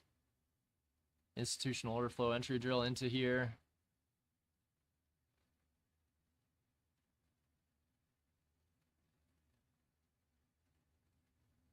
And hey, oh dude, it's Abraham. Hey dude, good to see you. Yeah, hope all is going well too. This is a very tough Asia session to tape read, but we're tape reading sim, so we have a little bit of a grace here. We were long biased, of course, but it's not looking like it's gonna work out anytime soon. But yeah, good to see you, man.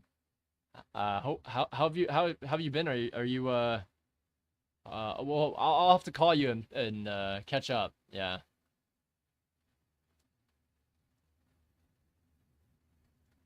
Definitely I'll have to call you sometime and catch up. So it does look like this has turned short. Potential targets here would be that initial sell side liquidity. I'm not going to let this get stopped out. So here I'm going to take out that long there. I do think that at this point it's more than likely that we'll just chop around in this range. If we for some reason end up if we do end up going further, great. But that failure to go above this high is telling. It's telling because I don't feel like that is very bullish at all. I mean, I could be wrong. We're in the middle of a range, and we're in the middle of this balanced price range as well. So let's see what happens. Abraham, let's see. Jonathan Sung. Sorry, I missed a couple of chats up here. For ICT, name from Tino, traders, reality, ICT's concepts similar to Tino's. Send and watch, should be careful. It's a catalog of concepts from other places. It's renamed to me. It's got to develop a relationship with agents, start incorporating time. Nice. I'll have to check them out. Yeah, always good to see you too, Abraham. Been doing 0 DTEs, love it. I got pattern day trader today. I took too many trades. Took too many trades today. On my options account. Working on med school and apps at the moment. Awesome. Yeah. I've been trying to just like take a look at Asia when I can. Sometimes it moves, sometimes it doesn't. And if I'm lucky, great. If not, then so be it. It is what it is. Can't do much about that. So, let's see, Mike, that previous high just after 1830 was the perfect TP. Yeah. Especially in this type of a range, right? Like, because right now it's at the lower end of this range. It could just, bounce back up and go to the higher end of the range. There's no guarantee it's gonna go take this low out by any means. It could just keep on scratching. Mike, if previous highs aren't broken aggressively, always look for the failure of the breakout, which is usually more aggressive than the test. Yeah. So we want to see this candle respected here. Now that we've seen these PD arrays broken, want to see, does it stay within this range here? Now this fib, no longer relevant, right? Because we've broken well down below here, and it's proven that it's not gonna retrace yet. It's continuing to make lower lows here. So I'm expecting this to potentially, if this is the breakdown, then this is one, let's see, 1, 2, 3 taps here, 1, 2, 3 taps here. So it could either bounce here and head it back up from now, or break down, target some of the initial sell side, and then if it is going to target sell side, I would actually end up thinking that it's going to likely expand lower, finishing off this market maker sell model.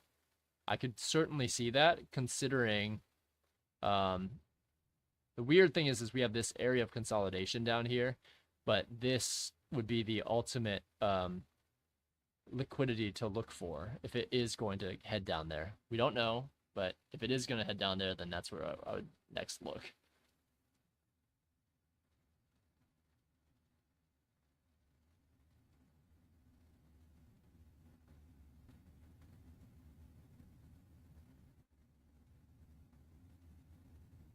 Okay.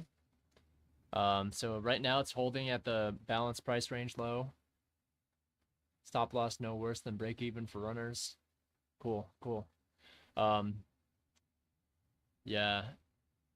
So wait, Abraham, are you still trading while like working on med school apps too? Are you still trading futures at all? Or are you mostly trading like options now? You know what? I'll call you to I'll call you later to catch up.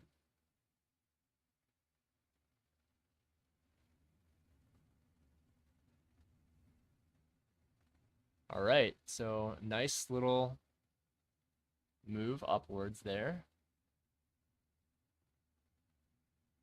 Not enough, but you can kind of see how it reacted off of that low there.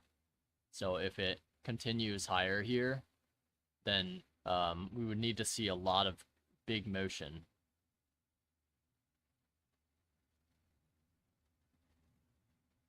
If it breaks down, I would expect it to get out of this range, maybe come retest it, and then head lower. Keep in mind that we're also watching. Does it come down to the midpoint of this 15-minute candle? Or does it stop there?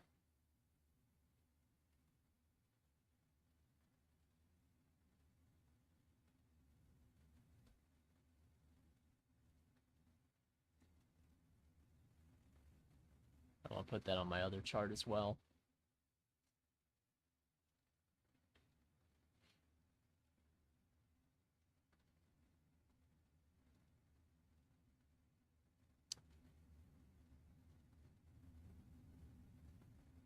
All right, so that was a nice little break up above this area here. So if this remains open here, that would be interesting to me.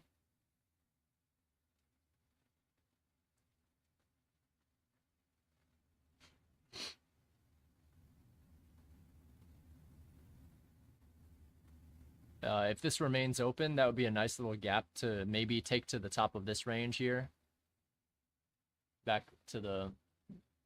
Probably could have kept my stop loss there, to be honest, right? But again, this is such a difficult thing to test.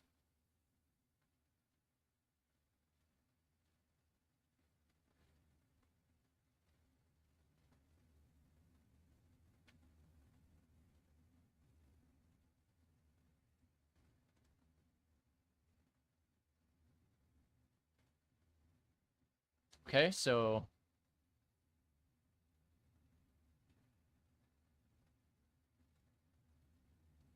now maybe a small entry there. See if we can get a full entry up there.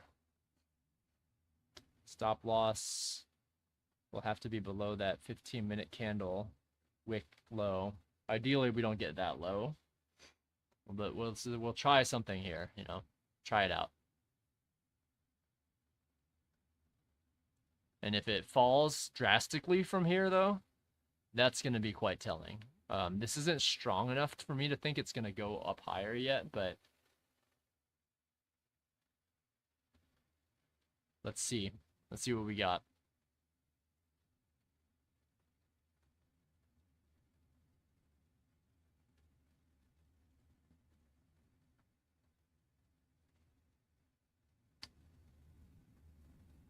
So if this fails, and this fails, like much lower than that, we're going to close out of this position, of course.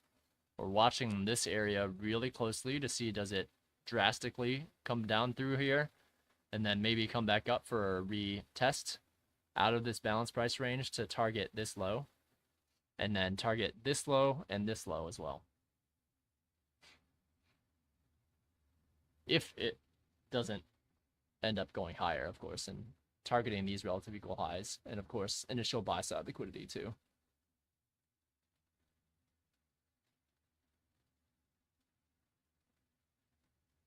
Still want to target these if at all possible.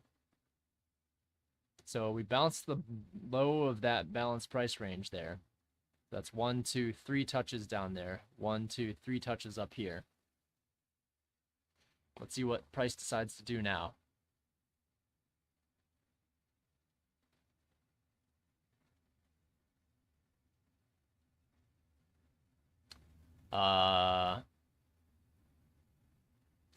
Definitely like probably taking profit like somewhere around there would be probably more reasonable.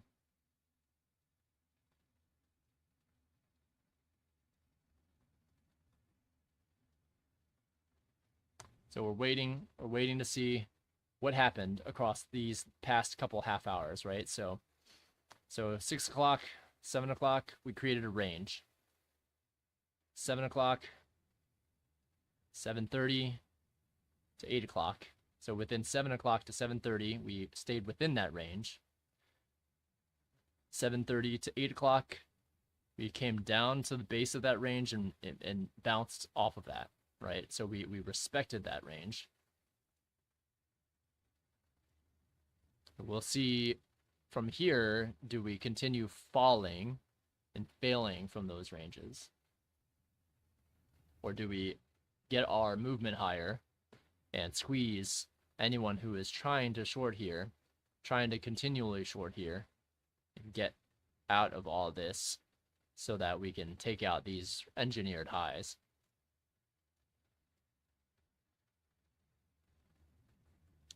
Knowing that what else is up here, right?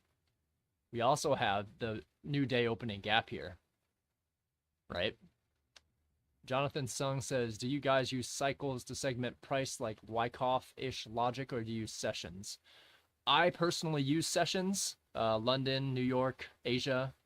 But I know people that do incorporate like cycles. Some people really like 90-minute cycles. ICT doesn't really care about cycles. But in general, 30 minutes cycles are sufficient. 60-minute cycles are more than sufficient, in my opinion. All right, so we're heading up towards, like, there's a lot of trading that can be done in an hour's time. Like, if you were able to look for turtle soups here, then you would have probably done okay, like below the bodies. If you had looked for turtle soups in this type of consolidation, you would have done quite well, right? So now I do see us. I mean, this is a nice move of straight like green candle. So if we can continue this higher and squeeze out these shorts, that would be ideal for me. I would like to see that. I would like to see that. Let me see if I can get rid of this border here. Opacity 0. There we go. That's a little bit easier to see. Okay, so we know that that sell limit's up there. We know that we're still within this range. Ideally, taking profit right here would have been fine because that's like a 10-point profit there. If you think it's going to go higher, then, you know, gravitate higher, then take that profit. and or leave it, right? If you think it's gonna come back down, then take profit, right?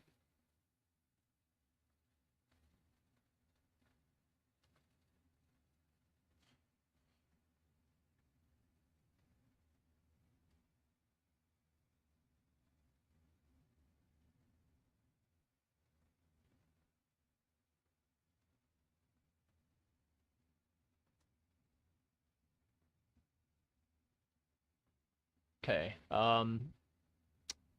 Jonathan Sung, uh, yeah. Do you use cycles as well, Jonathan, or like what kind of trading style are you using? Are you using that Tito? Let me scroll up a little bit. Uh, oh no, I can't see the message anymore. Tino or Tino or so. Yeah, I mean, yeah, again, like, you don't have to use ICT. I just found that ICT Inner Circle Trader provided a nice little framework for me to think about price, right? I'm going to get rid of some of these that have been traded through multiple times now. This has been traded up and down. This has been traded up, back down through. Look at that sell-off there. They're just keeping it within the range.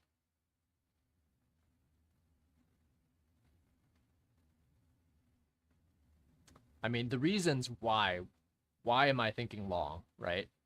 We mentioned this before. Yes, we do have the macro, the higher time frame of the week looking like it was short, but look at this kind of a move though. It's ridiculous. And let's take a look at what that would look like from a candle to candle perspective. That would mean we're already at the 61% retracement mark too. So, I mean, if it's not a market maker sell model, then maybe this was the market maker sell model there, and it's headed higher. I don't know. We're only one way to find out, and looks like it's selling off here.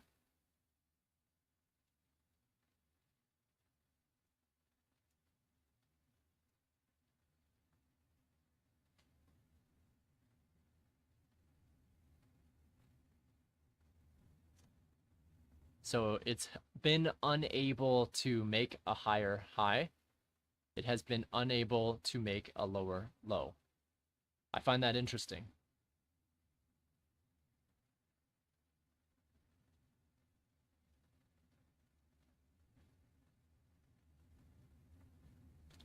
So we'll see. Does this keep its... Do we see this keep its low being taken out here to aim for these relative equal highs now? This looks too straight to me. This here is certainly a rejection block. I anticipate that being handled in some way, shape, or form.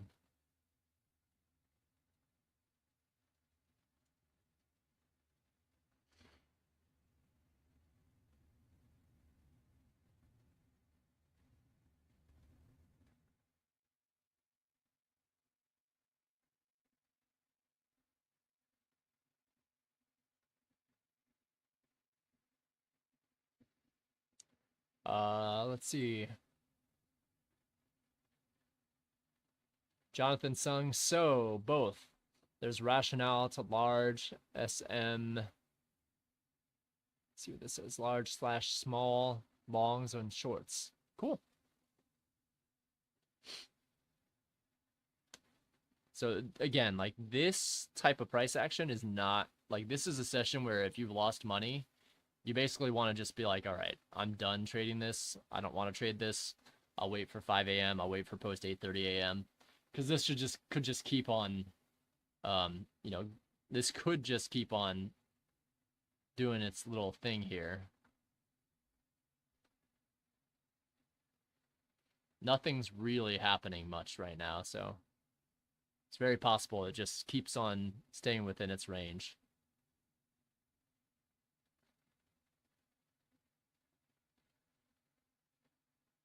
So again, nothing much to do here. We're watching price, seeing if it works, seeing if our initial thesis works out or if it fails. And if it fails, so be it. We knew we were getting in a region that we probably should have just been scalping 10 points at a time, right?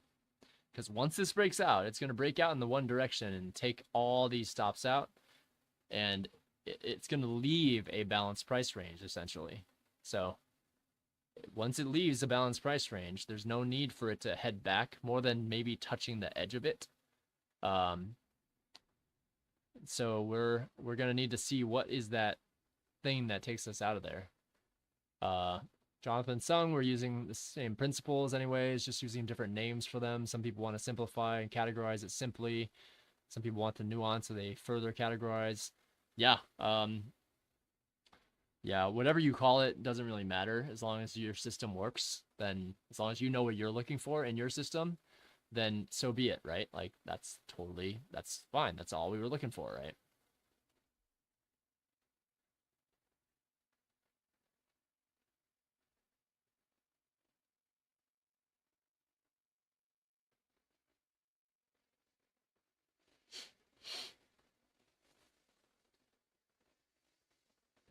Okay, so again, it stayed within this range. The bodies of these candles, I'm gonna get rid of this one that's not in a discount. We can discount it, essentially. This is still nice that we've kept this in play. So this sell side imbalance has stayed intact so far.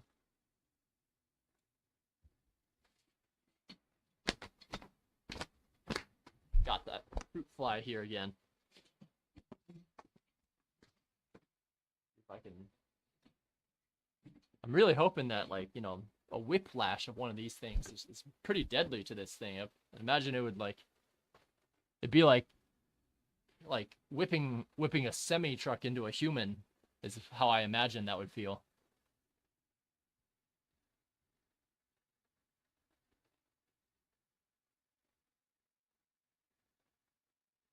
All right, so we traded up into this area here.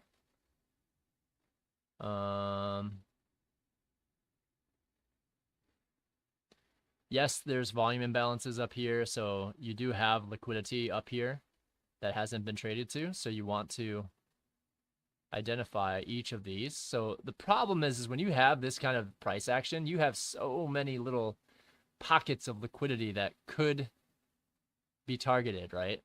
You got that one there. This thing's still here.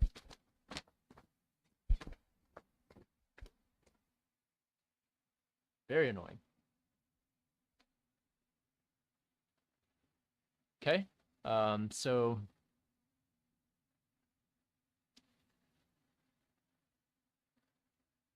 let's see.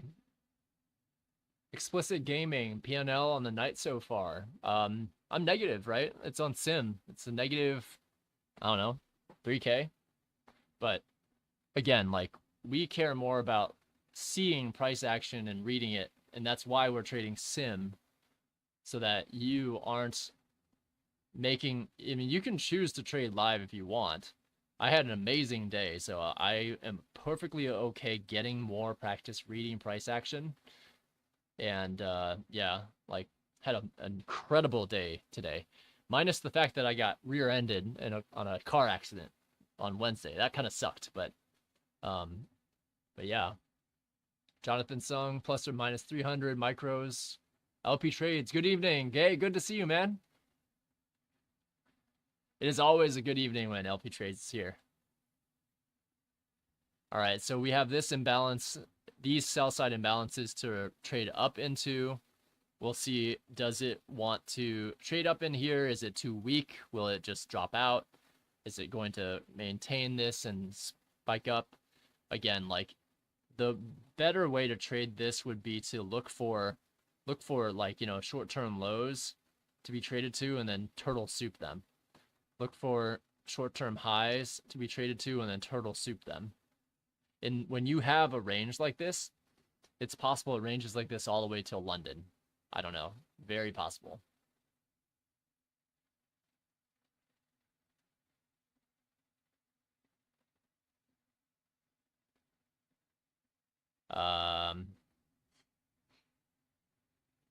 But this kind of motion here is a little bit like, odd if we don't see this completely die here, or maybe drop back down, pick up some more orders, maybe.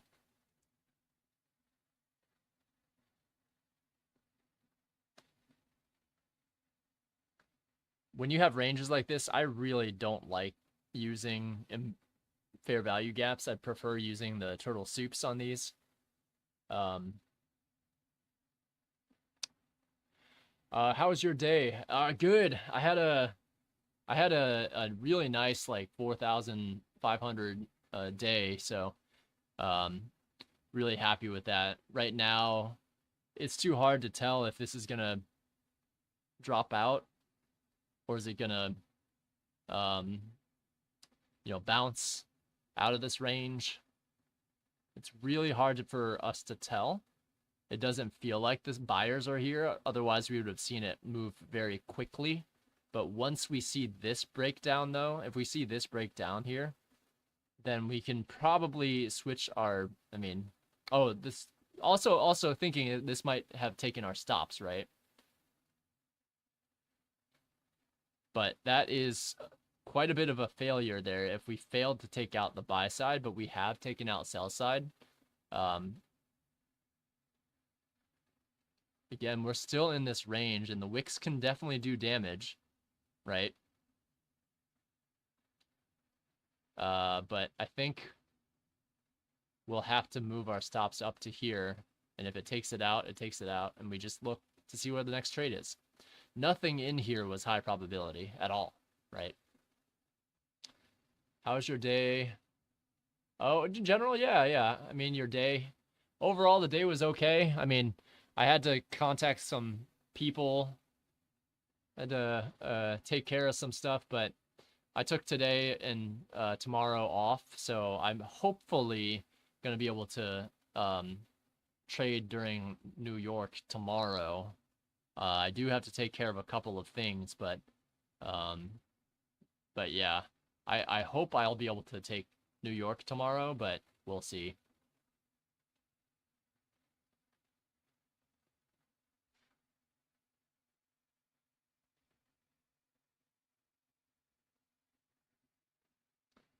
So now we see that we took out, we did not take out this liquidity yet, but chances are we will. If we go down and take this out, this might be, I mean, if you kind of look at this, there's relative equal lows on the 15-minute chart, right? You can see this a little bit cleaner here. Relative equal lows, 15-minute candle, drop down. It's probably going to drop down and take this out. I'm fine with that. So now we failed through this area. So the question is do we continue lower and take out the initial sell side liquidity? I think we do.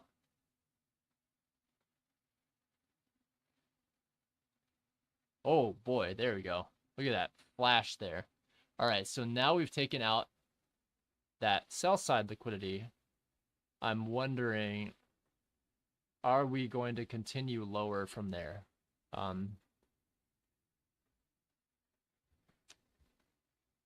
That type of a movement higher, I'm now looking at the lower time frames, the really micro time frames. Does this show us that we're going to head higher, right?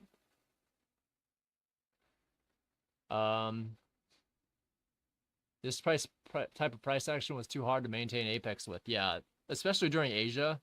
That was quite difficult. It'll dip back into unrealized profits too much. Yep, that's true. Yes, tomorrow should be great. Hoping to upset the rate cut guarantees. Yeah, absolutely. Okay, so this doesn't give me the feeling that it's ready to go higher yet. So I'm thinking we are going to head lower first.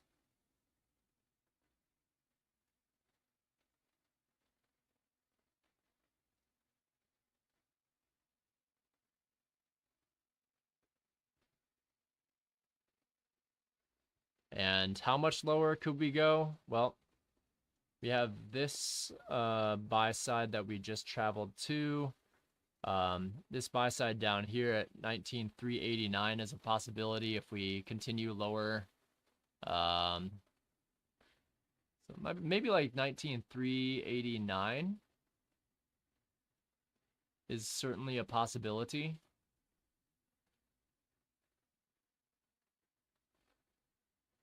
If it doesn't completely like give us a green handle turtle soup here, right? So we took out initial sell side liquidity. What's left? Initial buy side and relative equal high, right?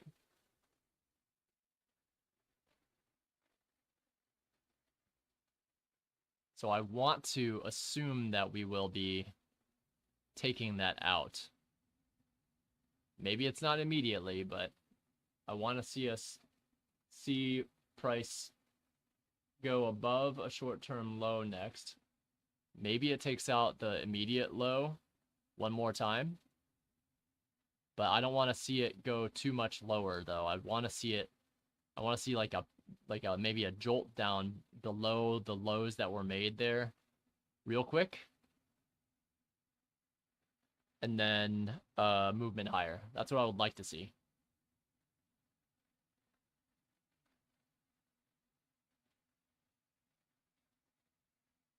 So far it's holding. Stopped out, minimum 300s. If down, if up, who knows? Yeah, right now the higher likelihood right this moment. We did see that initial sell side got taken. Yes, we are in a environment where we are in the discount area here. So that leads me to believe that like one more really big drop down here. I'd like to see that so that we could get what's called a bearish breaker here. Okay. Shoot. It does not seem like it's gonna break higher anytime soon. So the next area to watch would be around here. Let's pull this out. Let's see a little bit more. All right, so the next discount area would be down in this buy side imbalance. That's the only imbalance left on the 1 minute chart.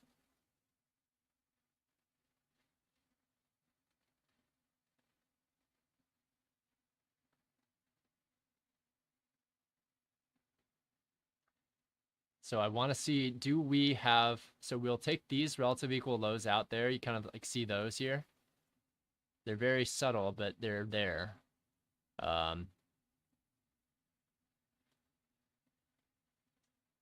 So that relative equal low was at 19,394. Look at where price ended, 19,394. It's not done taking that out either. So I think that we can take a look to see if it trades down to here, right? If it does, if it trades below that, then we know we're going to target this low, this intermediate term low, right? So a couple of levels that we can look at, but we want to see, do we start seeing evidence of bullish breakers here? Have we gone down enough is the question.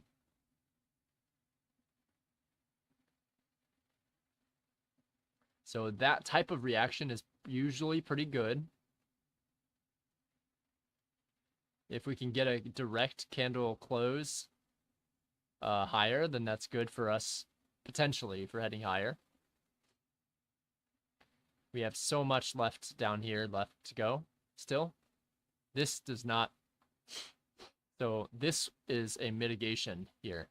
So we should see us head lower still. Potentially to this fair value gap, I imagine.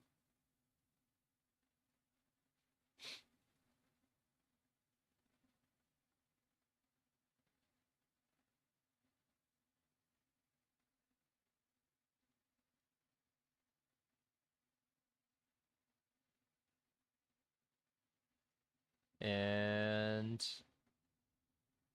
where's my mouse? Probably need to put this up just a little bit.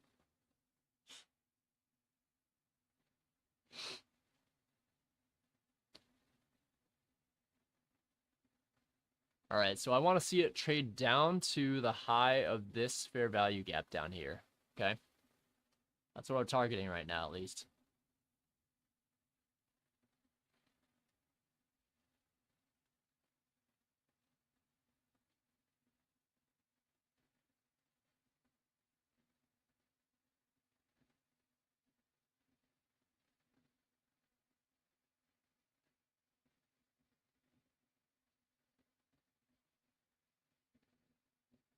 Okay.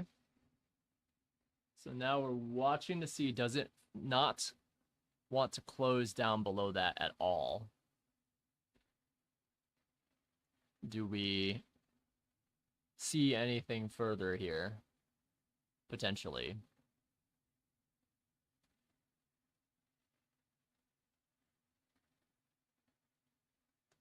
Usually this kind of movement here, this is relative equal lows. This will get taken out at some point.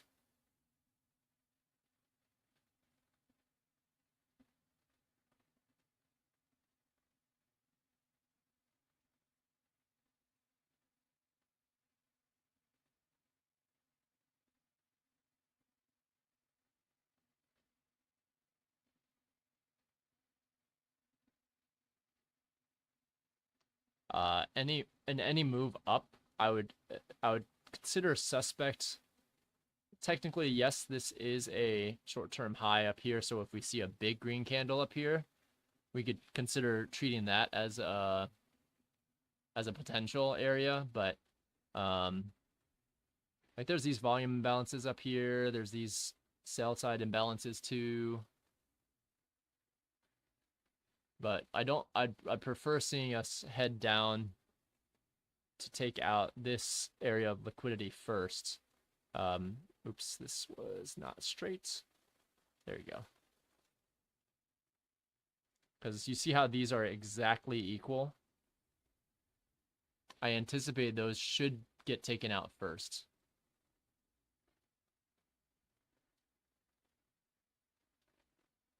And that might be enough. I mean, if it goes down to the if it does go down to that buy side imbalance, that would be reasonable because there's a sell side here and a buy side there. So I think that would be reasonable.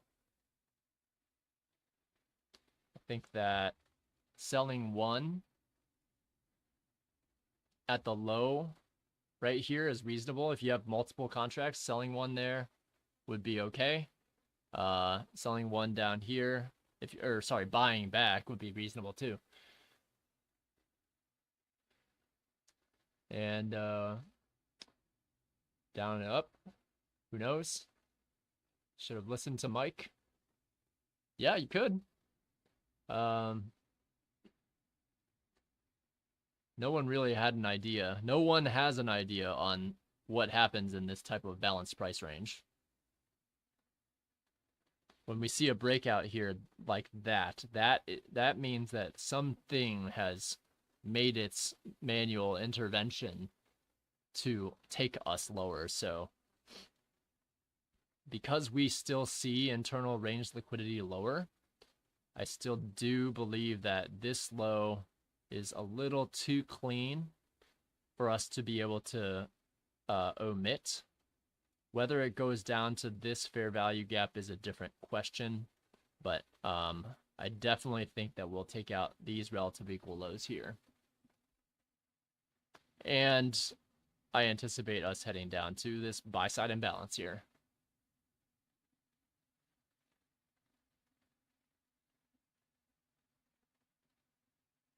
So that's why we don't try and trade in these unless we're trading turtle soups. So that was what, 1 hour? And then right at 8 o'clock, we saw movement. So time, then price, right?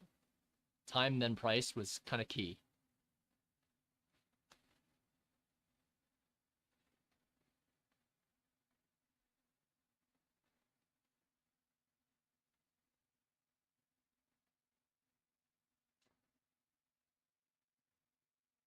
All right, so here we see prices holding right around that area there. And maybe it doesn't get below those.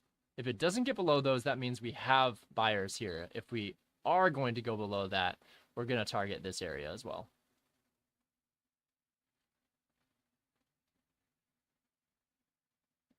So you can kind of see how close that is, right? How very, very close that is.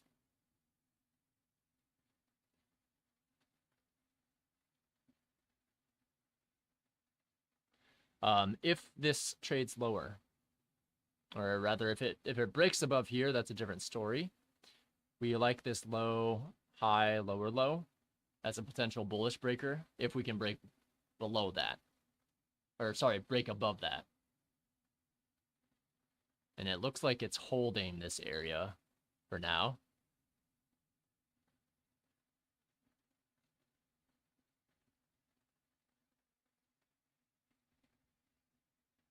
So we need to see, is this sustainable or is this just to take out some sell stops? Maybe head up to a fair value gap.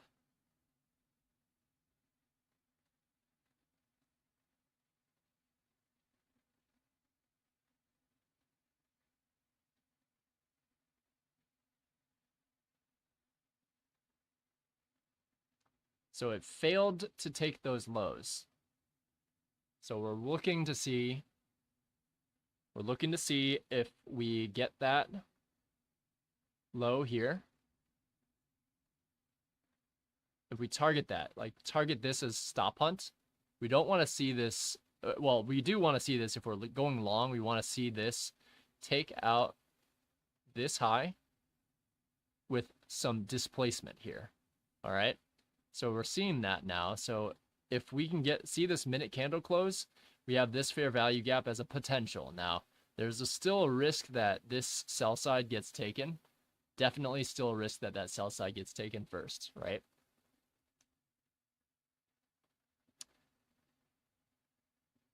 Explicit Gaming says, homie gave you a play-by-play and you say nobody knew. Mike did. Great. Mike did a great job. His lines work for him and his calls work for him, and that's awesome. I think that's fantastic, right? That's exactly what why we have differences of opinion, and I think that's fantastic, Asia is Asia. You can only flip-flop so many times before it chooses a direction, and to the sell side was indeed that direction. So now we have a slight movement higher here. We have movement down into this fair value gap.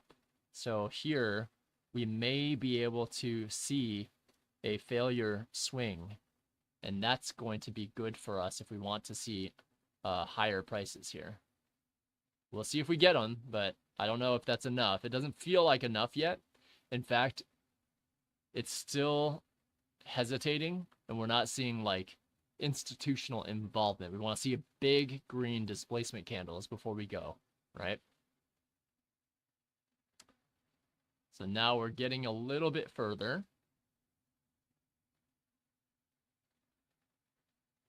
So if we don't sell off here and we hold, we want to see this candle support price. We don't want to see closes below the midpoint of this candle here.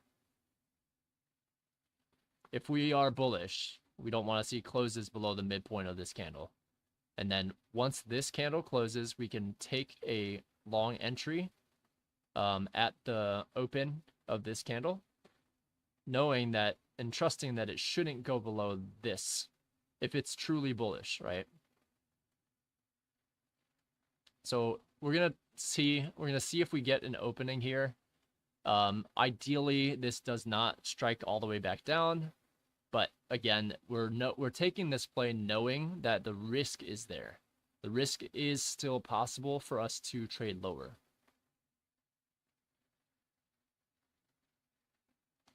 We want to see if we can get an entry at this order block's open.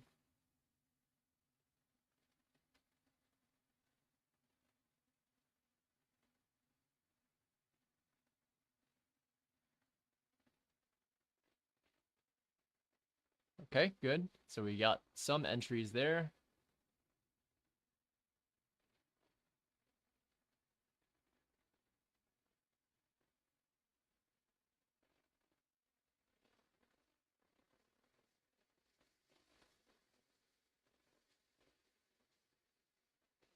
Cool. We'll continue to let that go. Got it that time, but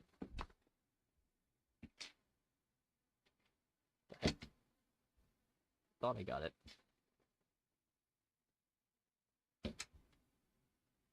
Dang it. Almost got that fruit fly.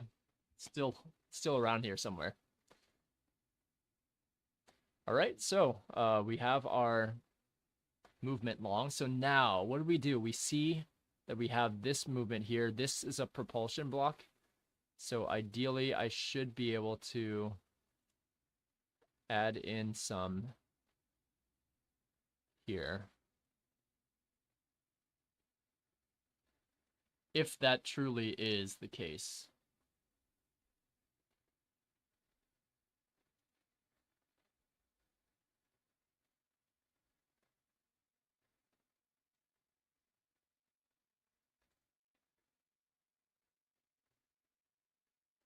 So we should see price gravitate towards this sell side imbalance here. And we'll keep our profit target up there for sim purposes. We want to practice getting the entire range, right? Jonathan Sung, just monitoring, just going to wait and see what's happening in the meantime. Cool, good. Okay. So again, what is our target? Our target's these relative equal highs. Will we get up there? We don't know. Maybe the target should be this low here. So perhaps you can take 5 off here. And if you get it, and to be even more conservative, you can take the midpoint of that, right?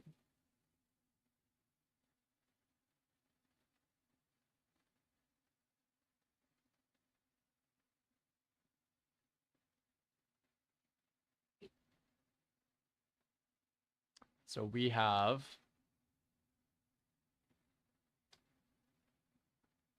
low, high, lower, low, higher, high. Back down into that bullish order block. Boom. Propulsion block. Boom, boom. We could head down here potentially. Still possible, yes. And maybe we pick up another order if it goes down to that propulsion block's high. Oh, I see it. I get it? Let me see.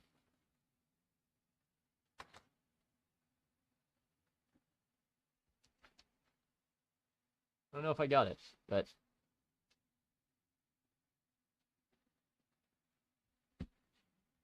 let's see if we get another entry here.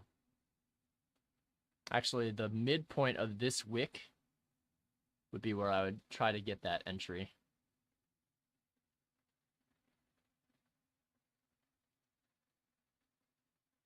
If we're going to be able to get one even. I don't know if we will, but...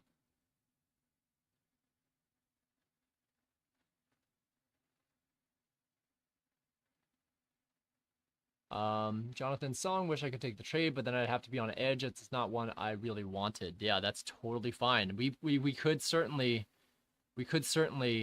head down here and take all of this out.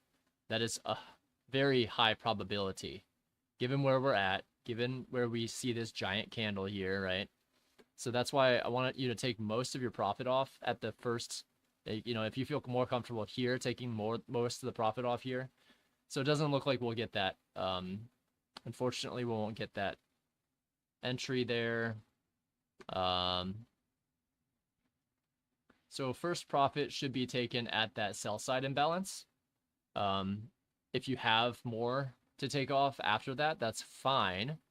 But first profit should be taken off there. Second profit, you can kind of leave up here. And you'll have 4 left, so you can like take 2 off here and take 2 more off at the end. that's fine as well. But you want to take off some of that profit once we hit that sell side imbalance up here. Okay.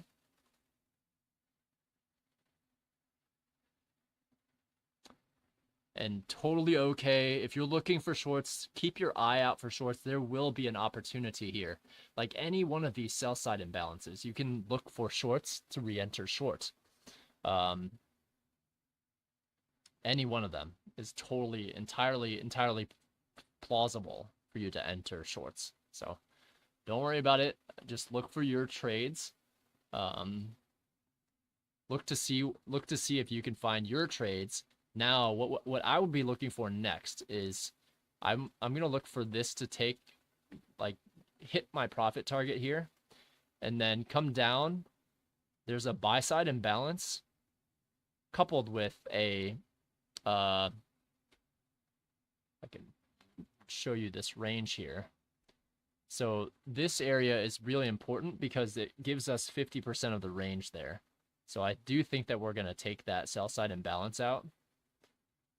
We did go to the midpoint of this wick, if you recall. So we're at the midpoint of that wick.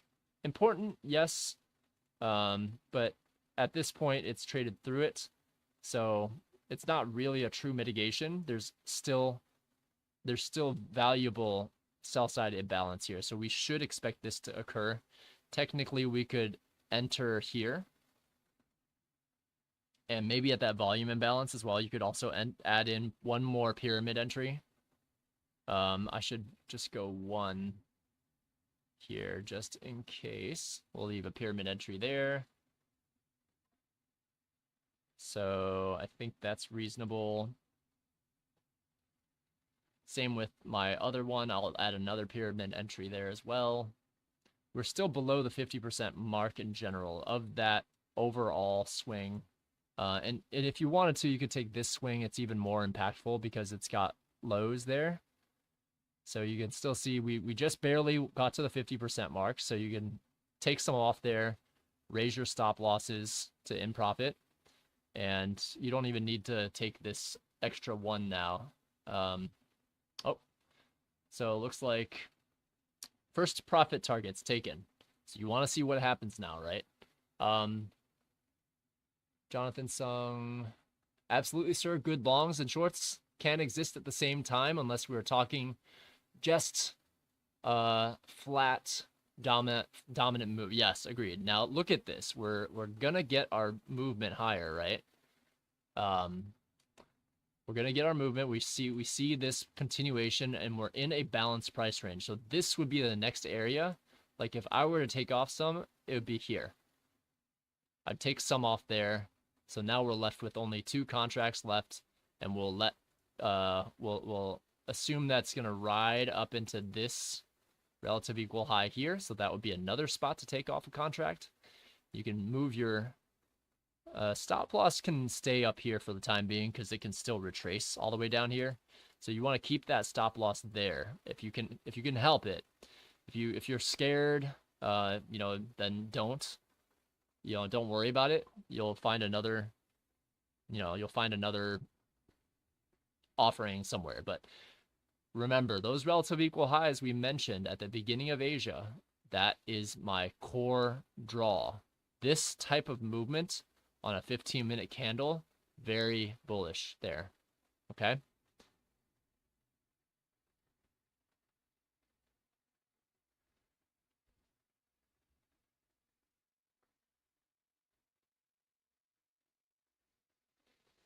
All right, so now we see that we have the ability to maybe stop here a little bit, sell off, come down here, maybe all the way back down here as well.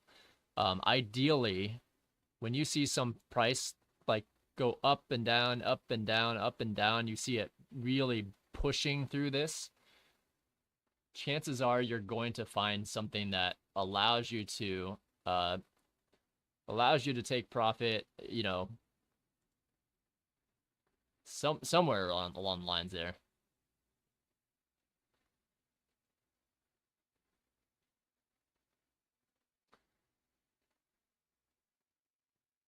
So now we took out this relative equal high. So there's no guarantee we need to take this out yet. We could, in fact, come all the way back down to here. Let me open this up a little bit so you can see.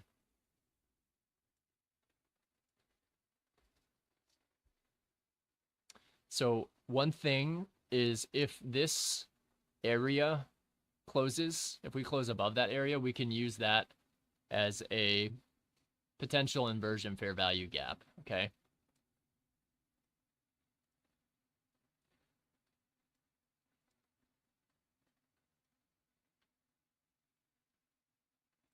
I like that it took this high out. I think that we can certainly retrace a bit, but I think it's going to keep on rolling. Like usually when you see this kind of a move,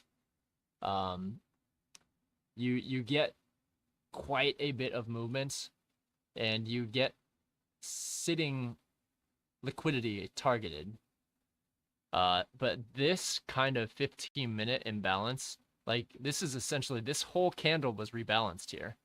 So while we can drop down to about this fair value gap, I would not, if you're looking for areas to re-enter, I would not look further than maybe that that first fair value gap potentially, because 19,430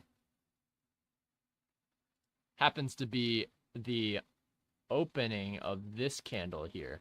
And if we're heading higher, aiming towards this overall larger swing equilibrium, then what we can do is we can have this long, we can potentially pyramid here, but basically we have this long, we take our second to last profit here. In fact, you could probably take it around the midpoint up here. It would probably still be safe if you moved it to around here. But we're gonna, for our purposes, we're gonna take that profit at the new day opening gap, okay?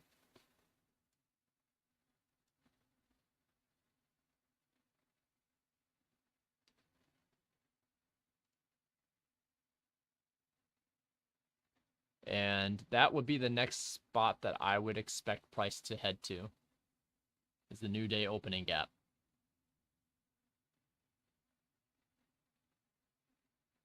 And then, of course, initial buy side liquidity, followed by the relative equal highs up there, okay?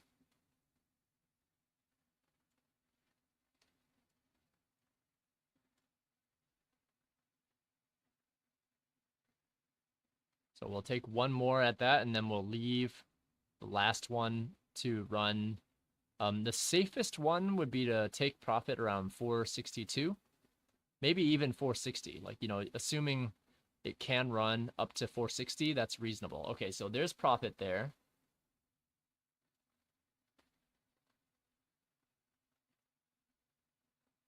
So depending on how this candle reacts, we might see us go back down.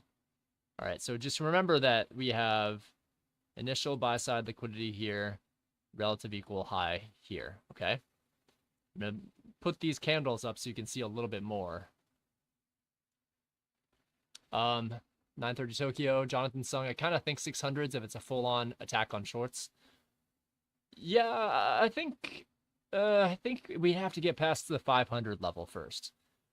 This is, you can't discount this sell-off here. It's just really difficult for you to discount that, right? So look at what happens. Look at how we reacted off of the new day opening gap, right? So that's good. We'd like to see that. That means that that level is important to us. But that is just another jumping off point now. You don't want to necessarily be adding contracts here. You just want to be waiting and letting this, you know, sell out here. So the next levels are going to be roughly around the 19,450, 450, 455-ish area, and then 19,460. I do think that it's going to draw up in that direction. It might retrace a little bit down into this area to pick up some more orders, potentially. But it will eventually take that out. It's just a matter of time, right?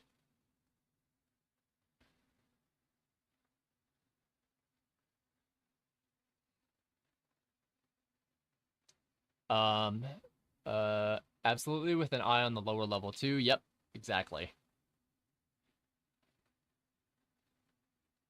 Okay, so now it's kind of stalled. You see that reaction off of the new day opening gap? This 15-minute close means that this could retrace and like wick down into this 430 area, and that's where I would pick up another order if we're allowed to, if it gives us.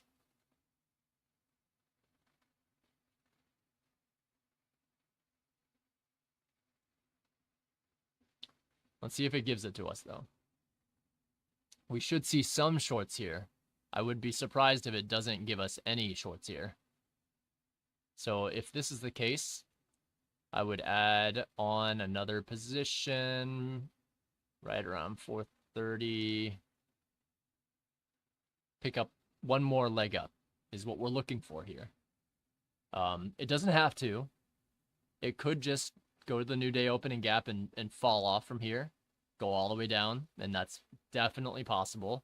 If that is the case, we would add 5 there. We'll add 3 more here. And then if it gets down to this volume imbalance, we'll add 1 more there. And we have the final one being here.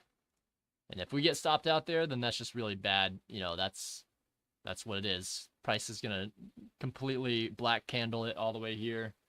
Then that is what it is.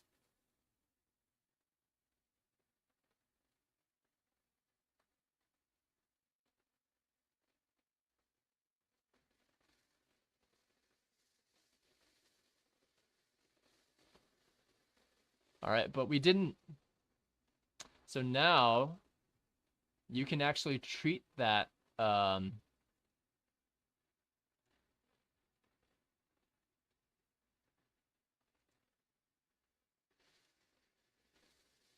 you should be able to treat this candle, if we see price move above it, you should be able to treat this as a potential, not necessarily pyramiding. It wouldn't be the right way to do it, but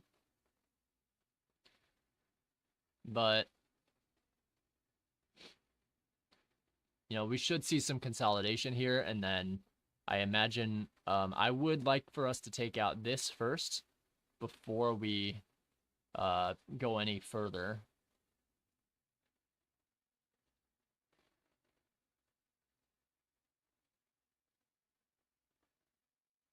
So I want to see us I want to see a big green candle up and through this. I want to see us return back down to this area. Okay.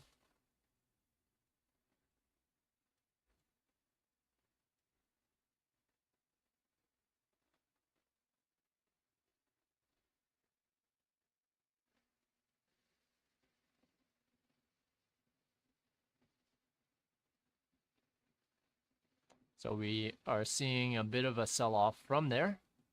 Price is holding there. So there's a lot of a lot of shorts that got squeezed out here, here, and here, right? So all these shorts are now squeezed out. They had to buy to cover. So potentially, if they want to, they can drop it from here and aim for these areas now. If they're not going to drop it, well, then we'll see us make a sun run up towards this relative equal high.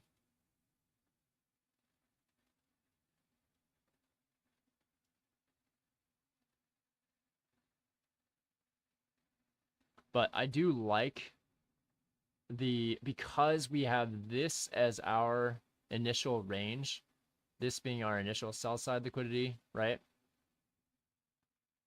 And this being our initial buy side liquidity. I like us treating this like a market maker buy model where we have first stage consolidation, or accumulation is what you call it, right? I like that a lot. But keep in mind, retracements are healthy, and we did take out a lot of buy-side liquidity, so there's no guarantee that we have to move higher. But if we do, what you want to watch out for is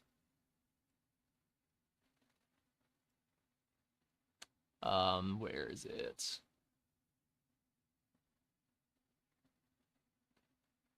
So you want to watch out for price to move above here and kind of treat this as an inversion fair value gap. Once you've gone through and balanced this whole area, if you start to see price heading higher, once you may, and this is where you want to try these when you have sim, right? If I see a big green candle above new day opening gap, I'm going to set an entry at the new day opening gap high, assuming it's going to revisit that balance price range, touch it once more, and then head higher, right? Jonathan Sung, according to many cycles, that's manipulation on the left, consolidation, manipulation on the right. Yes, I would agree with that. This would be accumulation, not necessarily manipulation. The manipulation is this movement lower. So it's a Judas swing to get anyone who is short so that you can squeeze them out and go the appropriate direction, go the right direction. And we already saw evidence of us creating short-term high. Well, I mean highs here. Higher high, higher low, right? Yes, we did come down here. We created a lower low here. Took out that stuff. Give me 1 second.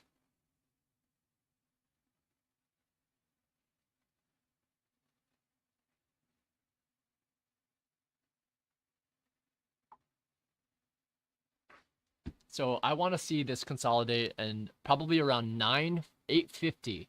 So watch to see how 850 to 910 works. Generally, there are macros that begin price movement to a certain spot, right? Now, they don't work as well during Asia.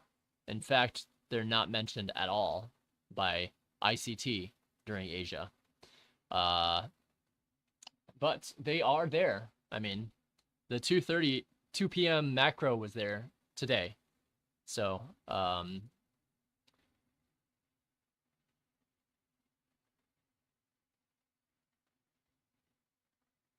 excuse me. So notice how much time it's spending here. We're having a lot of people, again, it's either accumulation here or this is the terminus and it's ready to start a market maker sell model down through all this stuff. I am of the impression that we have not finished going higher yet. And that was my bias from the beginning, right? I just, it was more, can you kind of see the bigger picture here where you have this manipulation, you have this low established, this high established, and these are liquidity zones, right?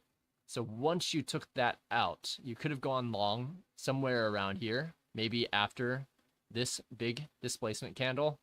That was the correct long, even though it could have gone lower. That was the correct long, and I think that we're not yet at terminus. I think that this area is very much fair game, with also the movement up to 19,500. I feel is even more feasible too. So I prefer a movement up to 19,500 at some point in this evening, right? I think that would make a lot more sense.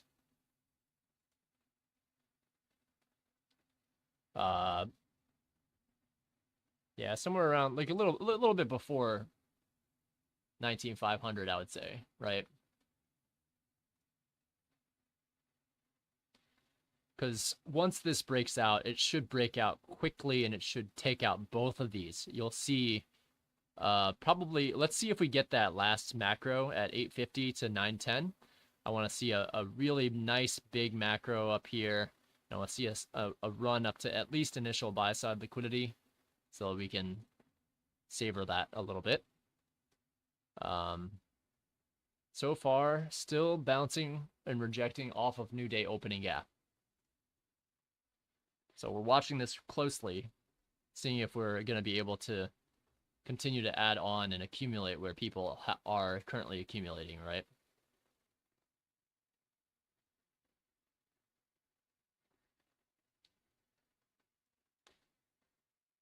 So we'll give it some time.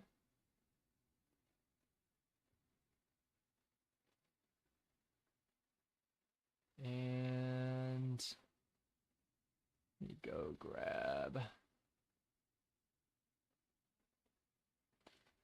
one of these.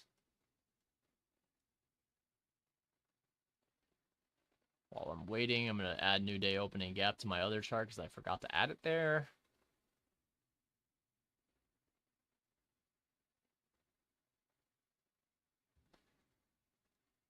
Okay, where's new day opening gap? 1801, yes.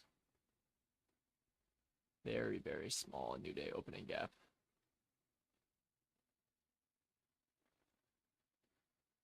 There we go.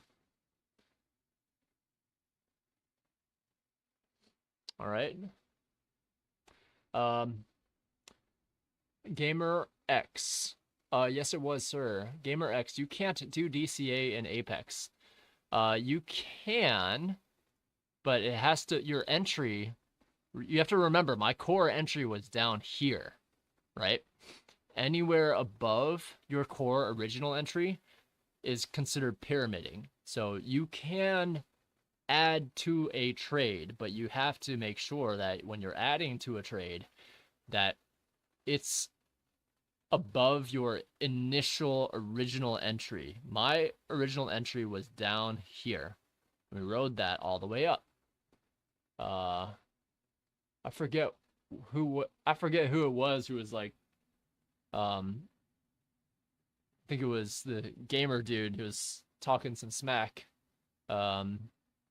And that's okay, you know, people, like, you're gonna get, like, negative people like that. Like, in trading, you're gonna get negative people, like, what's this explicit gaming? And you just have to deal with them like they're insignificant, right? Like, so yeah, Gamer X, you just have to be really careful on the performance accounts that you don't DCA into something that you're not supposed to, right? Yeah.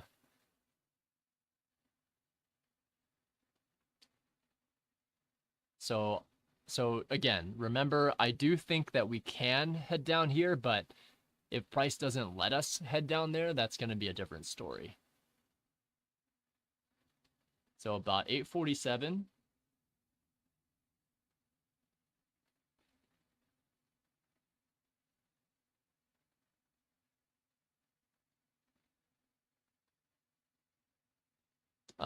So let's give it some time. Again, I don't expect any of, I would prefer none of these hit. I prefer this consolidates here and just rips higher. In fact, I will add a contract right here. Oops, I didn't want to add that many. Shoot. Let me get rid of that. Let's add maybe like 2 contracts here. So we got one. And maybe what we'll do is we'll set the final to be taken up here, and we'll see if it actually gets taken. Then we'll take one here. Oh, this one didn't land. Damn it. Okay, that's fine. All right, we weren't able to get...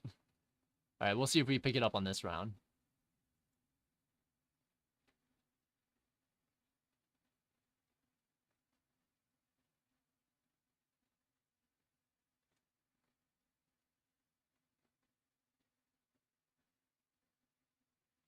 You can kind of see how our averages have gone up quite a bit. Every single time I buy, the averages have gone up.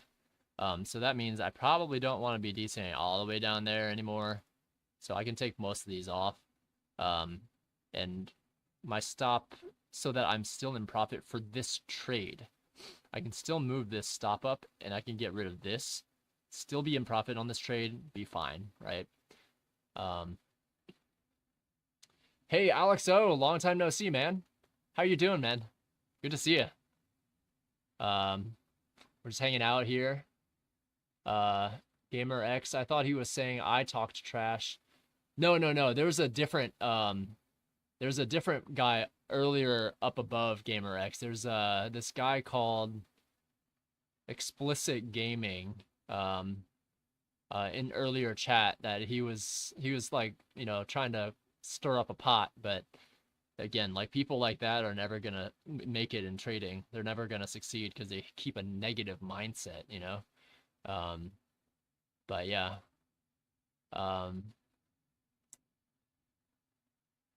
Yeah, thanks, Jonathan. Appreciate that. Um, just got home, Alex. Good to see you here. Yeah, good to see you as well. Hey, Mike Tapiero. Yeah, good to see you. Long time no see. How have you been? I hope you've been well. How's your trading going? Are you still doing okay?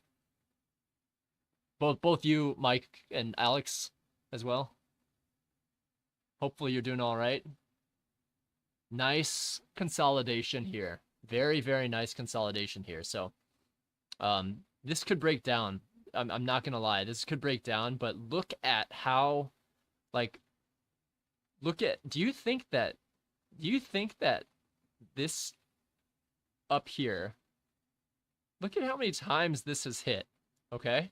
I just want you to keep this on your charts on the 1 minute time frame. This buy side liquidity here, just look at how often how many times this hit, reject, hit, reject, hit, reject. Okay? We took sell side, tried to peak there, but this kind of accumulation is amazing. So you know that this is going to get targeted at some point. It will get targeted, but it might go down first, and that's okay. We are expecting that, but it might not as well. It may not ever go down below that segment. But this area, let me see if I can grab this pink area. So now we have a new area of consolidation. We're going to take a look at the bodies of these candles, okay? So the bodies of these candles are around there, and the topmost candle is around there.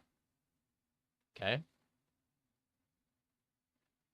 So in this range, watch for 9 o'clock. We need to see what happens at 9 o'clock. If we break out of it, we could break lower first, but note, you will have this liquidity just sitting here, waiting for you, right? So even if we break lower, you know that's going to get attacked at some point. How much lower could we break? So let's take our swing low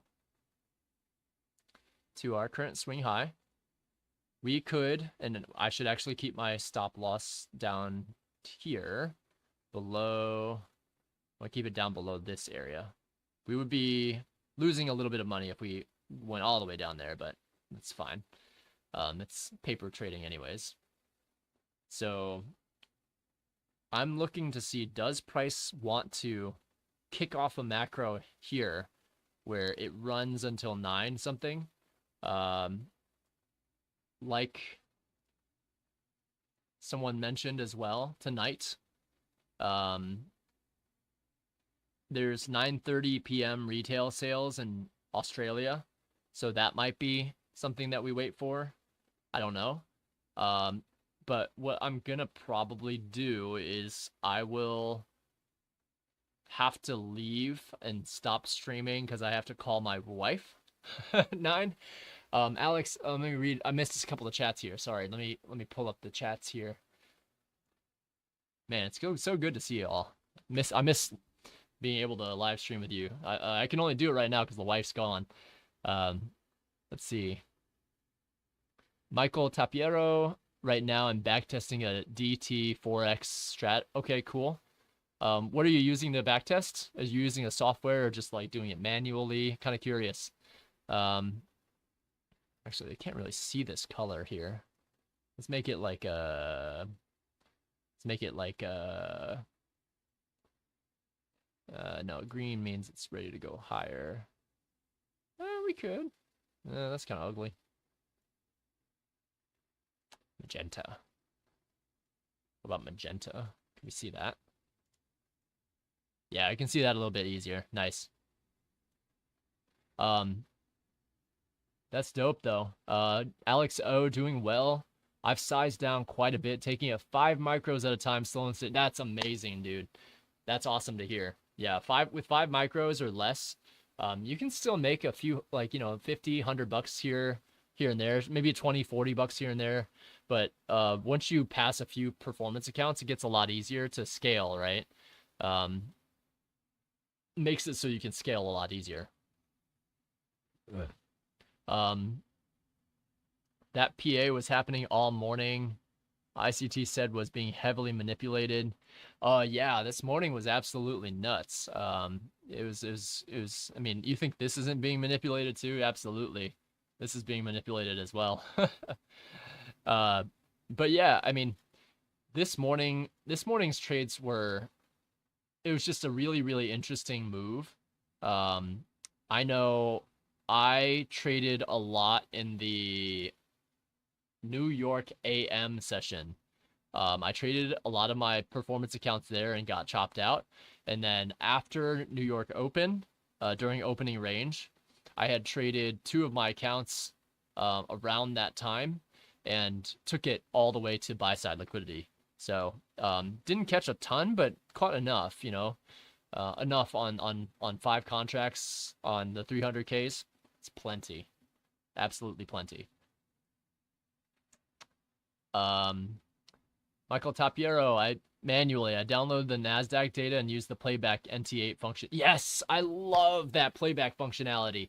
I use that all the time on the weekends when I'm backtesting, when I'm just trading and trying to like see how I would play.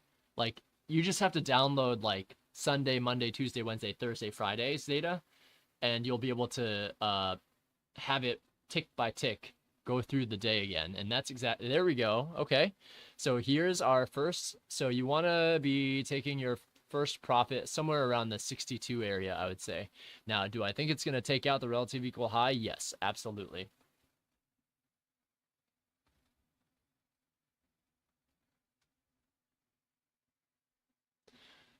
So this is expected. This is something we expected. We looked for the key identifier that we could go down there. We should be able to now raise.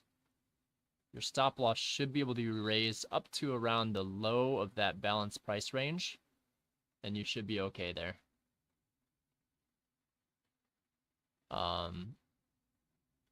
It can retrace from here, but we should see a spool, and probably by, like, I would say maybe 9 o'clock, I'd love to see it spool up higher and tackle these areas of liquidity there. I would love to see that.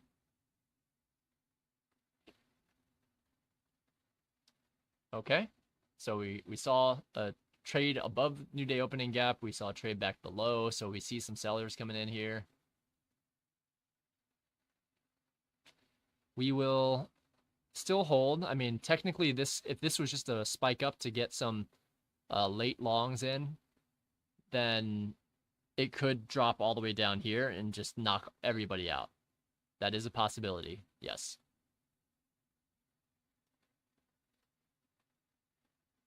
But we'll see.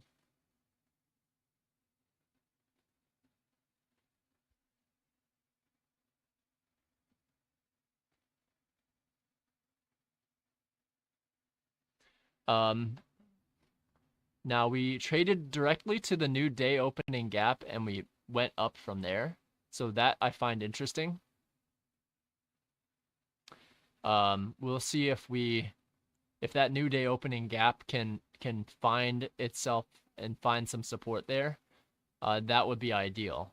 We don't want to see this kind of movement and continuation lower, because otherwise it's gonna just keep on dropping from there. We want to see it immediately bounce up higher, and we're not quite seeing that just yet, but we're not also, I do see that it traded down into, so traded down into this buy side imbalance, which is okay.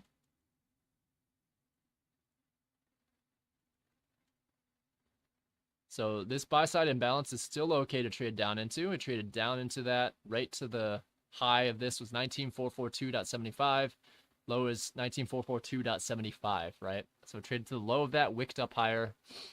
I anticipate we will still see some of our major items here. You can take one profit there and then maybe take the other profit high here and be done for the day. Let's see. Alex, oh, nice. I'm taking 3 off at 40 ticks and moving the stop loss to break even on the rest of the 2 micros. Been getting stopped out on the second. Never really run until it takes out my 2 remaining. Yeah, that's totally fine. Very, very much so reasonable to take your stops there. So here we should have no more issue from a candle close perspective of price coming back down to here. So we should be able to raise our stop loss there. And now any of those shorts that got in are about to get squeezed. It's 9 o'clock. So we're at the tail end of Asia's session. We should see a nice spike run up to there.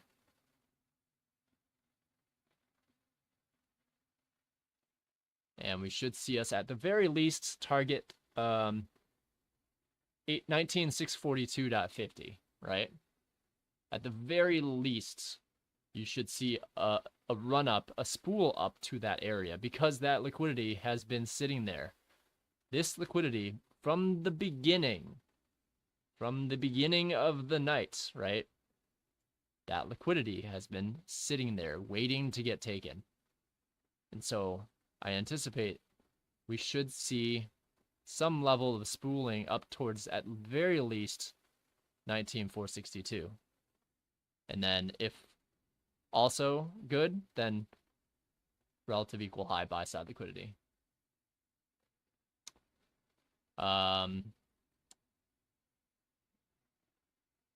Cool. Does that make sense, folks? Like, how'd that logic go? Logic pretty good there.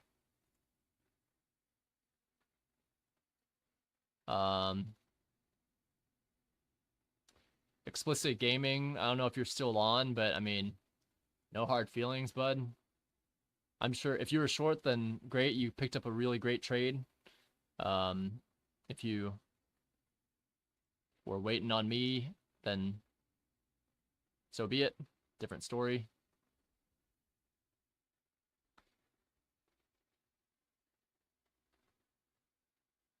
I'm probably break even for the day if I just closed out here, honestly. From a sim perspective, I don't have to wait for this. It's going to happen, but I don't have to wait for it, right? At the very least, 62 is going to happen.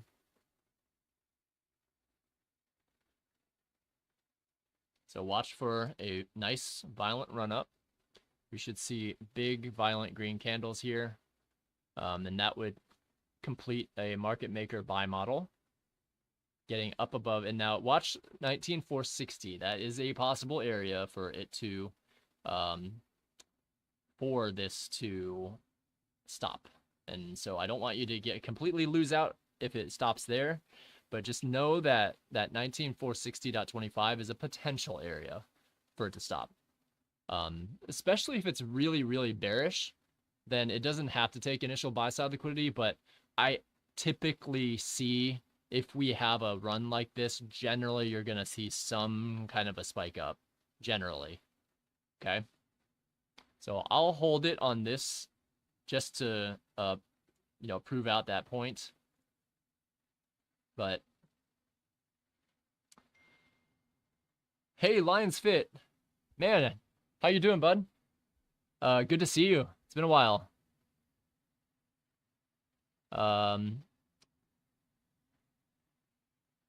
Aren't you, Explicit Gaming says, aren't you 1 for 4 right now?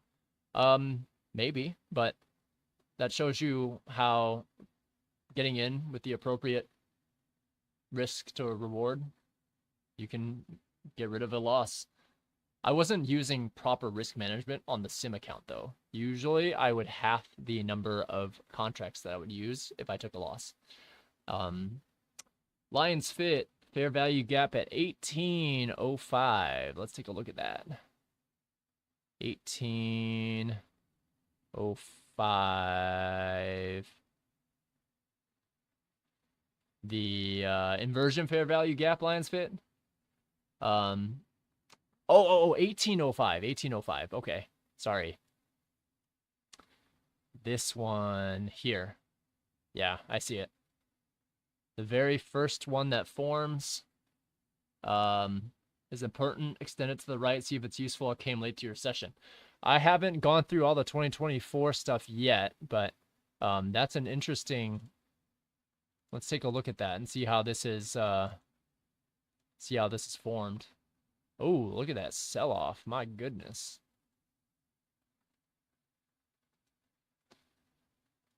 So maybe we don't get the relative equal highs, but we do see this SIBI here. We came down, grabbed a few more orders up here. So we came down to this buy-side imbalance, nabbed some orders, came down to this buy-side imbalance, nabbed some orders as well.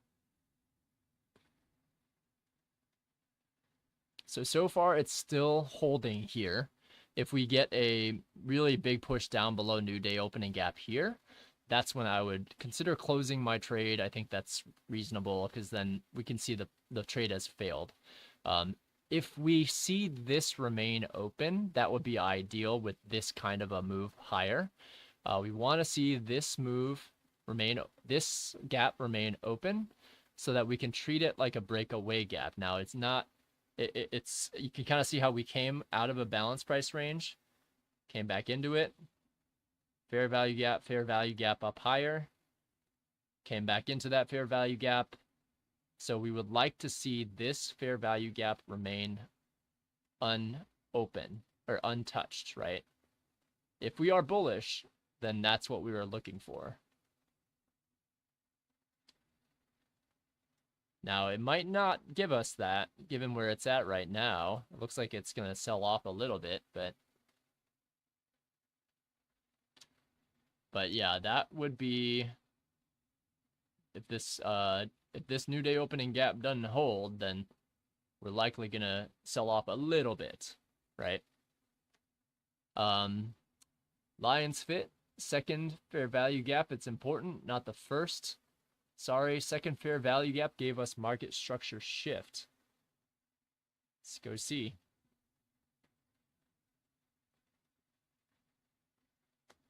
Oh, this one. Yeah, I see what you're saying. Yeah, I see it. And that was a really nice, and there was no movement on that. You could not have gotten in on that with any form of, maybe on the lower time frames. Let me actually check the 15-second. You might have had a PD array on the 15-second. Let me see. Yeah, if you take a look at the 15-second time frame, you could have seen this move lower here. And let me go back to this chart real quick. I'm going to put the second one in there that shows the market structure shift that Lions Fit is mentioning here. And then I'll go over into the 15-second chart here. Cool. So we have market structure high, low, higher, high. Bearish breaker. Beautiful bearish breaker here, right? So we trade back up into it. Instantly sell off. So 15-second chart would have given you your option at that time. So moral of the story, be looking at multiple time frames, and you should be good to go. I'm gonna take a peek and let me make sure I have this second fair value gap correctly hit, because this can turn into an inversion fair value gap where we're at right now. So if you take a look here, so we see our balanced price range, right? Oops, this is a little too choppy. And we're coming back down into the balanced price range. As long as this candle closes within this area, we should still be okay for us to trade a little bit higher eventually, right? So 1805, 1804. Notice how it's respected in the 1 minute time frame, and run up uses that fair value gap. Absolutely. Yeah, once you hit that gap, it just kind of consolidated here, and we have a high, low, higher, high, and now we're about to break down. So we're about to get stopped out, and that's okay. If it goes below this balanced price range, then it's probably saying, hey, I'm not strong enough to go up for these final relative equal highs, right? So, yeah.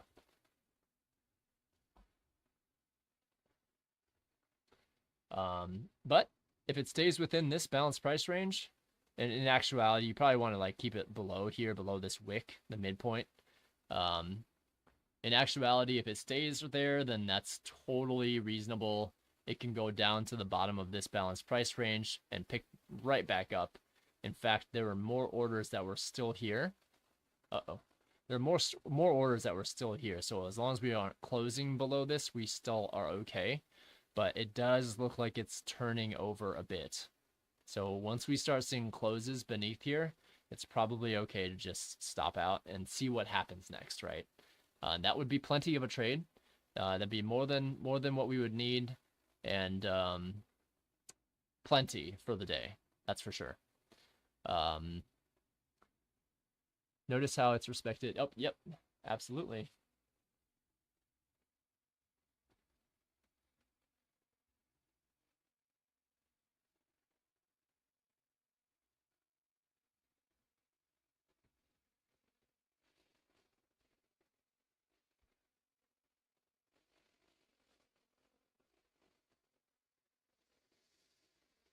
All right. So let's see what we got. What else we got here? What else we got here? All right. So it closed above that buy side imbalance. I think that's quite interesting. Whether or not this price action stays here or breaks back down, that would be definitely feasible.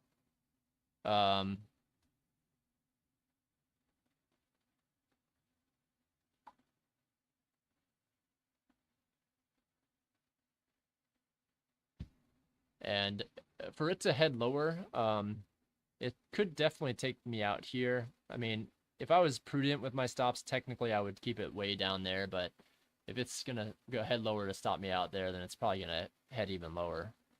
I probably would have needed to keep it down below this short-term low. But maybe we have a movement lower first into this area and then go from there, perhaps. I don't know.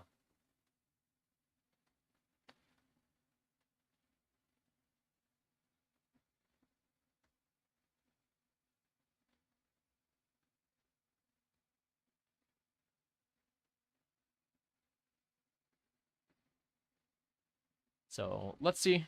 I mean, it's already a high, low, higher, high. So if we see a displacement lower, you can treat this as a bearish order block and this as a balanced price range, which we traded above, right? We traded above all of this, went lower, higher, consolidation, high, low, high, bearish breaker. If it doesn't want to head any higher, then we can break down to roughly 50% of that run. Now we have an even larger run that we can consider as 50%. Now that we've broken these highs, we have this dealing range that we're in now. So what does that mean? We have a 50%. Oops, I probably need to switch this around. All right, let me get rid of this one here. So we see that we have a 50% retracement down here. If it is bearish, it will go down there, right? If not, then so be it. It's going to keep going, take out initial buy side liquidity. Most of your position should be off by this first target here, because it's not guaranteed that it can go over this one. I mean, it's not even guaranteed that it goes for this one technically, but I mean, we'll see. Um, Lions Fit, what's so valuable here is your raw thoughts as you're analyzing your trade. Great value, Johnny. Yeah, absolutely. And I've definitely been wrong before, and that's totally okay. But this is where, trading sim is really helpful. Like, this is not an area I would want to go long, but I also recognize, like, we've made lower high, lower high, lower high, and there's liquidity down here potentially to be taken. So it's very possible we still go. But this balanced price range, usually it requires a lot more of a jolt to get around that.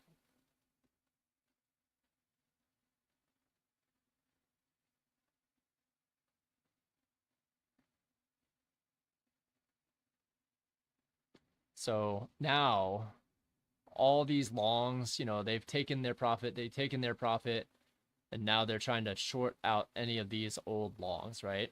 That's what it looks like to me. If this indeed continues, then I imagine it can go down to around this area, potentially 50% retracement ideally, because this was this original fair value gap, right? Remember?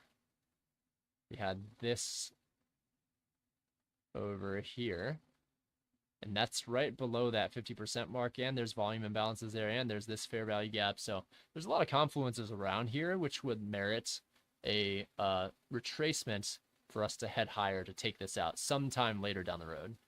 But unfortunately, I was hoping that the trade would happen by 9 o'clock, but maybe it's not meant to happen right now. Maybe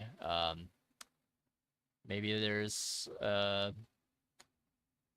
something more to be, some more retracement left to be done. But high resistance, I don't like it. Yep, that's very fair, Alexo. When you're out.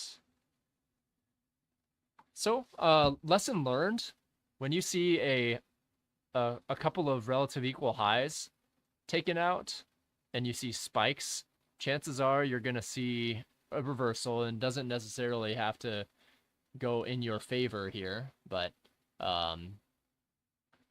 it certainly can. And we'll see, does it just take this liquidity out and then just completely green all the way up? That is another option here. If it is bullish, remember, if it's bullish, you don't want to see it. You don't want to see it go further down all the way to the 50% mark. You want to see it just drop down, maybe 25% mark, and then continue higher, right? And that type of candle, we like that type of candle because we see that we took out some sell side that was sitting there, and we immediately bounced up from there. So we'll see. Mike, nice recovery, way to keep your head in the game. Yeah, this is why we trade sim, is we can see how we traded and correct. Like, I'm gonna look at this. Like, you guys are sitting here watching this stream right now, right? And it's awesome getting to sit here with you. But the real value is when I take a look at this over the weekend and I study, what was I looking for at the time? Why did I enter during that time? What was important about that? What could I have done better in terms of patience? How could I have done better in terms of patience, in terms of entry? Are there things that I could have done better there? In terms of reading the tape and not letting my overall bias, keep me in a bad trade, So right now it does look like it's creeping down a bit. So I think it could head down into this area. That would make a lot of sense, especially since it's changed. It's kind of like sitting in this range here for now. I imagine if we were to enter, it would have to be like here. Like, if you're gonna enter or try for a long, which I would not suggest right this very moment, because we took out minor buy side liquidity with that, and we have initial sell side's already been taken. So what's left? This initial buy side liquidity I think is left. So I do think that we still take that out. I am not sure when we take that out. Maybe it's going to take like another few hours, but that's my initial hunch. Not sure exactly though. So we'll see. We'll see if it trades down to the 50% mark, and if so, we'll enter along there. It might head down to the 60% mark, and that's fine. We'll handle that when it gets there. But yeah, I think that is.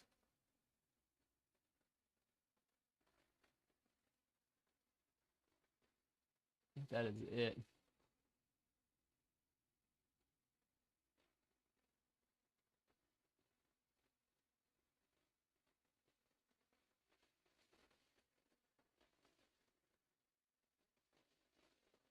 So, so the question is who's hurting the most right now, right?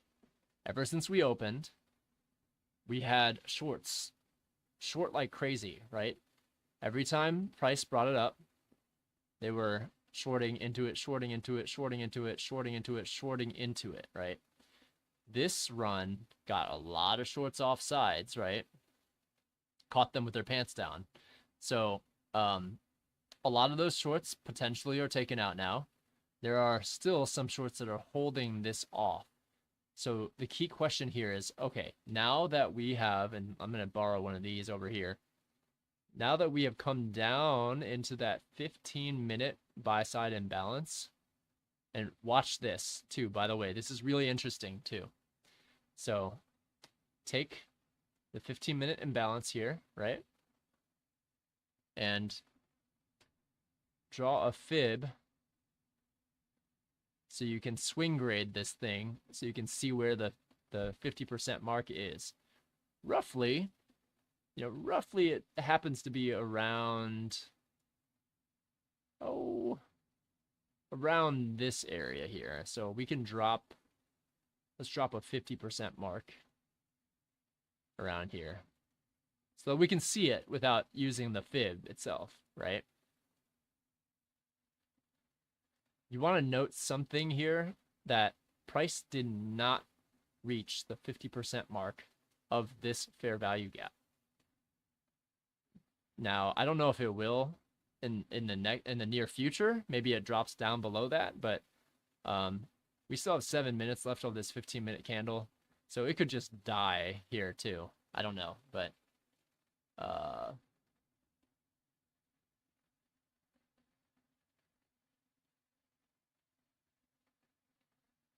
so we've hit the 50% mark there and passed through it a little bit and are seeing interesting price action around that area. So shorts are trying to push this down.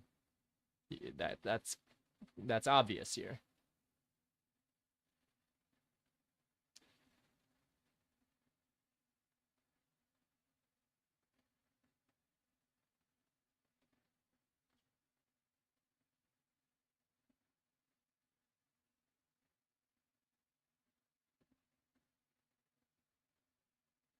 Get some of my lines extended so I can still see them.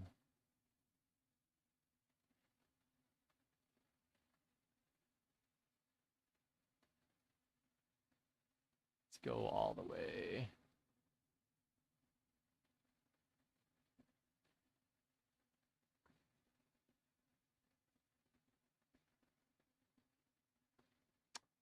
All right, so far we need to see if we close. Did we close within that? Oh no, 5 minutes left on that. Okay. So stair stepping down, right? We have price that continues to stair step down into a buy side imbalance. And we'll see if we get down to the 50% mark, but that was a really nice reaction from this imbalance's midpoint. Could still head lower though, it's bleeding. So we don't want to we don't necessarily want to try to get in too early, right?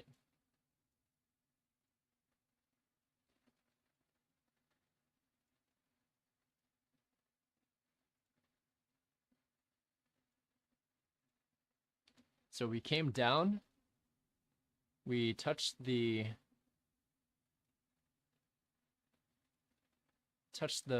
bullish order block down there.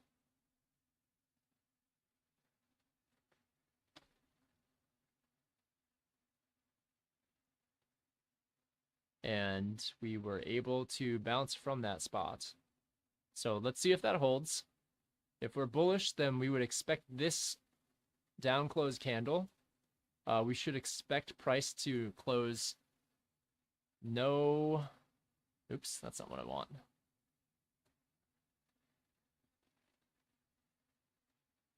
Control, I think it's F12. Oh, whoops, not that one. Fib. So if this is truly bullish, then we don't want to see price close any lower than this area here. I'm going to get rid of some of these other fibs for now. So I'm grading this entire bullish order block, which might be considered a bullish order block potentially, if we are indeed bullish, right? Everybody sees this as a bearish flag right now.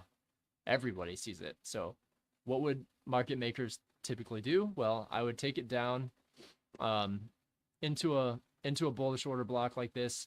I would take it down, run it back up, and then take it down, right? Take out all the short stops. Jonathan Sung said something about you deleted the message before I could read it. Alex O, maybe that's why I can never hold for longer runs. Alex O, it's great to see all your charting. I can only deal with the most 10 on my charts. Totally okay, right? Like, I don't like to keep these on. I like to keep like boxes and lines on, and then if I use them, if like these are all used right now, so I can remove these. These are already used. This volume imbalance is already used as well. So it looks like we came down and we entered our long there. We'll see if this adds, if this adds anything. I don't know if it will, but if we are bullish, then we don't want to see it close much more below that area, right? So we'll see.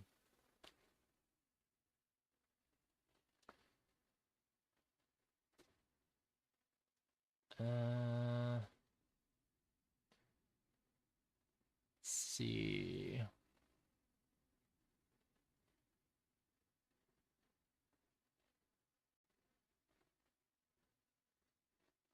So let's see how much of a fight these bulls have or not.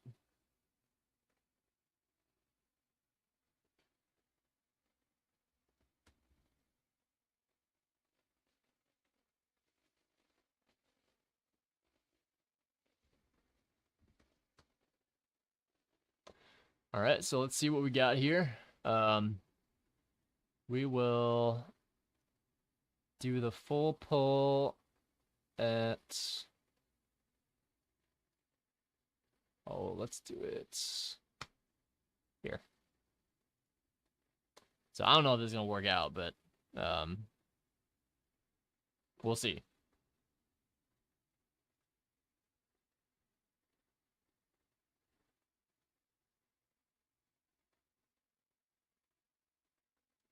This could just drop like crazy now.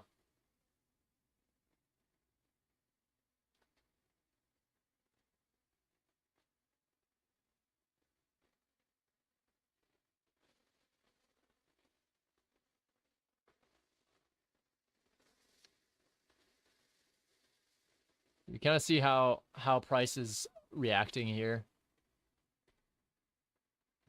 Remember, we took a Fibonacci from this low to roughly this high. So we're now reaching into the optimal trade entry area for potential longs. So price can come all the way down here, all the way down to here, all the way down to here. Ideally, it stops at the 70 area. So we would want to, this is the latest, this is the furthest we would want to see price go, is down to, around there.